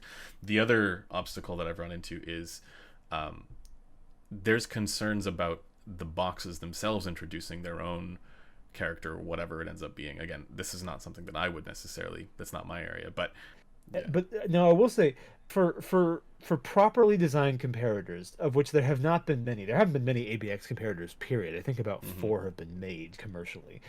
Yeah. In theory, the input and the output should basically be just a conductive strip of PCB when it's in whatever position. So that it should really be, unless you were concerned that the copper is influencing the sound, it should not be a big issue. I mean, So there's inevitably going to be cable a people over there. Yeah. Yeah, the cable people need not apply for ABX tests, Sure. I guess. Yeah. But yeah. I think we've but already lost for- them at this point. That's yeah, exactly. But and that applies to the DIY ones. Elliott Sound Solutions, sound.wh sites or whatever. The guy with like the oldest audio DIY site had an incredible ancient like rotary selector based ABX box that he made.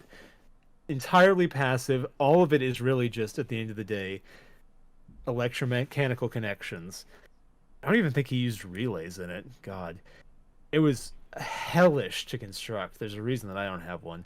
But there should not be any audible difference between what goes in and what comes out, because it really is just wire at the end of the day for that one. And even for the fancier ones, usually it's just wire with a relay. And the signal in many cases will not actually be going, meaning the signal going through the relay. All right, so I don't want to throw fuel on the fire here too much. With speaker amps, there is some slight evidence that relays can sometimes have measurable, if not necessarily audible, effects. With headphone amps and DACs, I would not worry about it. So that's kind of been my take on a lot of the stuff as well, where a lot of the expectation that there would be a difference comes from a different world where maybe there is a more significant, or a meaningful difference, whether it's to do with I think just like sources in general, it's like that. But then also I tend to think that when people do identify some difference in the source, I mean, that it is going to be it's going to be a fairly, like, it's not going to be as big a difference as just switching to a different headphone, for example. But because that difference is discernible, right? Suddenly that matters a lot, right? And then that ends up being like to that person, right? Because they're like, oh my god, it sounds so much more, whatever, right? Authoritative, and has more depth or whatever. I tend to think that the ascriptions that do get made are often far overblown, as a result of wanting to get excited, I guess, about the smallest differences that might be noticed. So you're saying I don't need a $500 amp with my K701? Right. So like, so that kind of stuff. Exactly. Right. It's like even in the like highest end, like I think as long as you can get the again, I go back to the term of just basic power, but as long as there are no issues, right?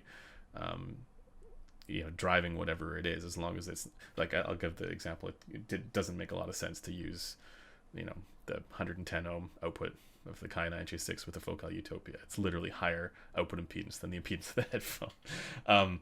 But so as long as there's no... It? Yes, I have. Boost the bass like crazy.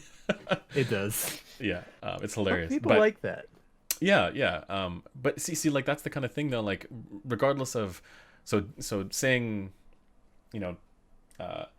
this amplifier is required for this thing. I mean, Corinne and I were talking about this in the last podcast we did, but saying that this amplifier is a requirement for this headphone, I just think is probably a bit of hyperbole. But that doesn't necessarily mean Corinne's really angry about that right now, isn't he?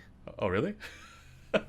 Not about you. Like someone was getting on his case about it, but I saw there was quite a kerfuffle about whether he was using a sufficient amplifier and that he feels that the goalposts will always move. I was involved in that. Yeah. I mean, it's only because of the experience. So like, I didn't even test it on the Micro Black Label that was talking about, the power hungry headphones and all that kind of stuff. But I didn't even test it on. In the case of the headphone, I never actually tested it on the Micro Black Label. I just tested it on, the other amplifiers at the time. So I don't actually know what his testing methodology would have resulted in. But I do know that when people heard it at CanJam, and people who, they had an experience of it on, I think it was actually on the Phonitor X, in low gain, they were like, eh. And then they heard it on, the Pro ICANN or one of the other really powerful amplifiers out there, and were like, oh my god, this is so much better. And when a reviewer has that kind of, let's say, mea culpa, I don't know if the reviewer has that kind of about face on something, I tend to think that it starts to matter as far as the evaluation is concerned.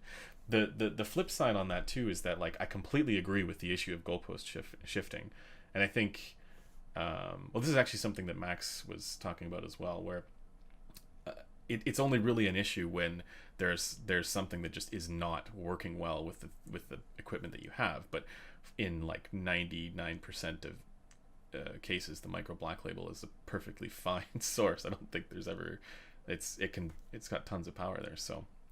And what was the headphone in particular that was having? No, sorry, it was the headphone, like the head. My. Sorry, if that's confusing. Head audio headphone. I gotta remember to say head audio every time I say the headphone. The Heinz electrodynamic design phone. Yes, exactly. So yeah, like in my mind, I don't think his review was all that out of place or anything like that. But I do think there are some cases where it starts to if you're using it with a Micro Black Label or like a Audio Quest Dragonfly or something that's like a portable source, it's not that's maybe not the best. I don't think that goalpost shifting need necessarily require the $5,000 system to make something sound good, because like I get frustrated by that stuff as well, like when I reviewed the Diana Phi, I was criticized for only, using I was criticized for using it on the Pro ICANN, which is 14 watts a channel, like you can't use it on that source because it's not, anyways, that's a different story. But 14 watts, that would be very bad for your ears. Well, you wouldn't want to run it that loud, right? Like it's just ridiculous, right? So, but having it be sufficiently powered, right? I think way back in the day there were amplifiers that were not particularly powerful that maybe the headphones like that might have had an issue with it. But these days, most even like entry level amplifiers are fairly powerful. Now we're talking watts. I mean, like a watt is a crazy amount of power for a headphone. yeah. But anyways, that's a different different story. I don't think that Kryn and I actually disagree about all that much when it comes to this stuff. It goes back to that thing when I was evaluating the micro black label and comparing it against the balanced output of the Kai IHA6 with the Mr. Speaker's Aeon Open. And, you know, in my mind, I wouldn't say that it requires the IHA6, but I can certainly see why somebody was goalpost shifting on that headphone in Threads on HeadPhi, because they heard it off of that amplifier and were like, oh, yeah, this sounds better to whatever, in whatever description, I'm sure. You know, more authoritative, more depth, that kind of stuff. Yeah. And then when I did that testing, I was like, yeah, I can see why somebody would prefer it off of this amplifier, but I wouldn't say that it requires it, right? So I think it's just a matter of trying to identify what we mean by requires. And then for me, the bottom line is that like all these amplifiers, like that are, you know, powerful and they're great amplifiers. They're cheap. The IHA6 is about the same price as the micro black label. The 789 THX 789 is like, yeah, it's like 200 300 bucks now. Yeah, so I don't know if let's say goalpost shifting to those types of sources is all that difficult to achieve. Like, I wouldn't really call that goalpost shifting. I would just say, like, use one of these other sources, and not as a matter of identifying differences, but as a matter of prudence or as a matter of like, not getting those complaints, I think. Well, the main thing is that, and this is why it's sort of goalpost shifting, is what's available for what changes quite a lot with time.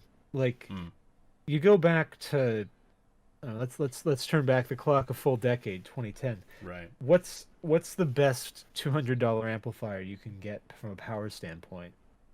I don't even know. Maybe some sort of back then, maybe like a CMOI with some buffers on the outputs. 10 years ago, you could get some for $200. I know you could get some shit audio stuff back then, but I don't know if that'd be the most powerful. For $200 in 2010? Yeah, couldn't you get like a shit audio? That's before the O2, and the O2 is before the Magni. Oh, was it before the Magni? Okay. Yeah. Okay. Indeed, it's sort of a popular perception, although I don't think that Jason would like that. No, the whole reason that the O2 got made was because of the complaint at the time, which, you know, circa 2011. There is nothing that you can get for $200 that can be reasonably said to drive most headphones well. I may have an answer. So I remember there were. Do you remember like the Zonar Essence sound cards? Yes. So they made the box out of that, and I think I it was remember around $200. that thing. Yeah, and it could drive. It had a lot of power. I remember. I don't remember exactly how much it was, but like people were driving. You know, people had 600 ohm headphones and they were driving it off of it. God, I remember that. Goodness. Zonar Essence 1. That's what it was called. But it's based on the sound card, the STX, and it was Burr Browns, and people were like switching out the op amps and stuff like that to tweak the sound. Oh goodness, right? They made a version with the Muses op amps, with the JRC ones. That's right. Yeah. But anyways, so what were you saying about turning back the clock? So that would have cost. Did that even cost 200 then? I just thought that was more expensive. Really? Well, so that would be about the best you could get, and that thing I think has on the output something like a TPA 6128 too. Mm-hmm. I could be wrong, but I think that's what I usually remember those sorts of things running. Oh wait, no, actually, never mind. The SR. Oh no, the Muses edition uses the LME 49600. I don't know what the old version used. Anyway, we're talking about something here that probably is not going to be doing more than 300 milliamps output. That probably isn't running from more than 15 volt rails, and might not even be. It might be less. You compare that to like the Magni Heresy. You compare that to God, heaven forfend. You compare that to like the topping A90 or the whatever the higher than the 789 is, the higher end THX thing. Mm-hmm. nowadays you can get some amplifiers. You're getting, output voltage swing that exceeds 20 volts. You're getting like Yeah. more than 500 milliamps of output current. Sometimes you're getting more than an amp. You're getting enough to make. Yeah. I mean, you're getting enough to make pretty much any headphone play to not just 110 dB, but like 120 dB. Right. And that just keeps getting cheaper. But honestly, I don't know if that'll stop because, I mean, obviously, it's not like we're power limited. We've been able to make a power amp that was able to do 20 watts for $30 for a while now. So you could definitely make more powerful head amps. But my question is, why? Like for the Magni 2, the Magni 1, the Magni 1, way back when, how much power did that have? It was like Right. a watt, maybe, and I think that was edgy at the time. I don't know actually. I actually, it's funny. All these amps that I've actually owned all of them that you're talking about. Yeah. At various different times, the O2 and the Magni and all that. Actually, it was the Magni 2 that I owned. Yeah, so you got the sexy version. Yeah. But I think there's sort of two independent variables that work against one another in the headphone and amp synergy world, where amps are getting more powerful and cheaper, more power at less cost, and headphones are getting more and more efficient. And eventually, Yep. the existing, let's say, traditional mindsets that might be influencing, more power equals more better. I think those will start to sort of erode when that stuff just stops mattering. And in fact, I think it probably has stopped mattering for a while now. Yeah, that's the thing I was gonna say because, the HE6, right? When that's the top of where it, yeah, I mean that's 1 volt for 90 decibels or near enough. That's Yeah.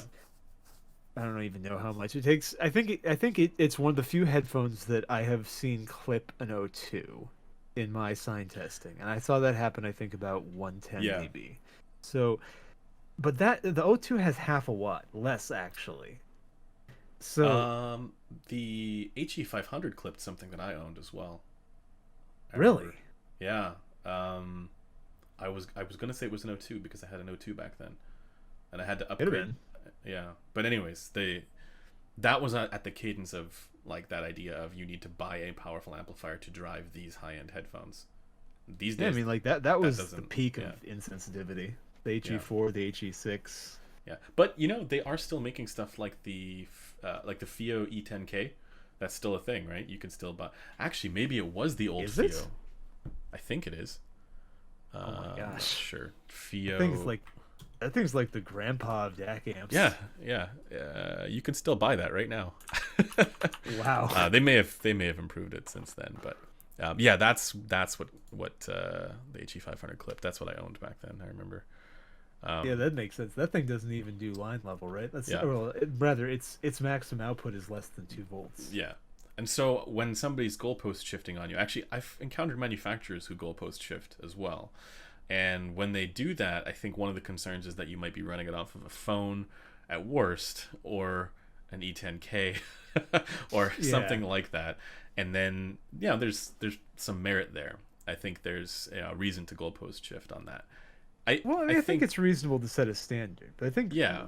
Crin's point, as I understand it, and my point as well, once we have something that's sufficient for the HE6, I think that we can say it's sufficient for everything. Right, and we at have least those from a now at metrological really standpoint, low we costs, definitely right? do. Yeah, and we have those at like $300 now. Or $100. I mean, that's Yeah, the question. yeah. Do you need the HE6 to play beyond 110 dB? Do you need it to play 115, 120? Obviously not. That Right. would be insane. So I liked Crin's point about distortion though as well. I thought that was, I'm not sure if that was we were talking about it, but basically he was saying like power gets redefined as distortion, and as other than really what we should be talking about is distortion and not does it have enough power. I think there's probably merit in rephrasing it to a certain way. So like linear output capability. So like the point at which an Yeah. amplifier starts Yeah, misbehaving. Yeah. Now, I will say that is a very measurable parameter. Totally. Totally. Like, that's the thing. At the Like, risk of being smug. no, no, but I mean, with the whole like subjectivist, objectivist thing, like, personally, I would love to be an objectivist if I was able to, you know, if I could repeatedly and consistently, you know, track my experiences to whatever the measurable thing is. If I could properly, I think a lot of that has to do with just not looking closely enough at various different things. Like, I think, like, me and probably most other people who fall into the, let's say, quote unquote subjectivist camp, I'd say most, maybe I'm wrong about this, but I think a lot of people would just want a clearer picture, right? They just want to be able to draw a line between the measurement and the experience a little bit more strongly, and have it be easier to discern what that experience is going to be, you know, from the measurement. Not that, I don't think anybody thinks that there's, like, you know, the secret sauce, the magic, the, you know, all that stuff. Or there's cases where, I think that there's that some people, but I don't think. oh, for sure there's, yeah, but like, and I think like Ruck and I were talking about this a while ago as well. But like that notion of like subjectivist about certain things, like a subjectivist in the technical sense, but Streets. willing objectivist if if we could be more confident in what the picture means.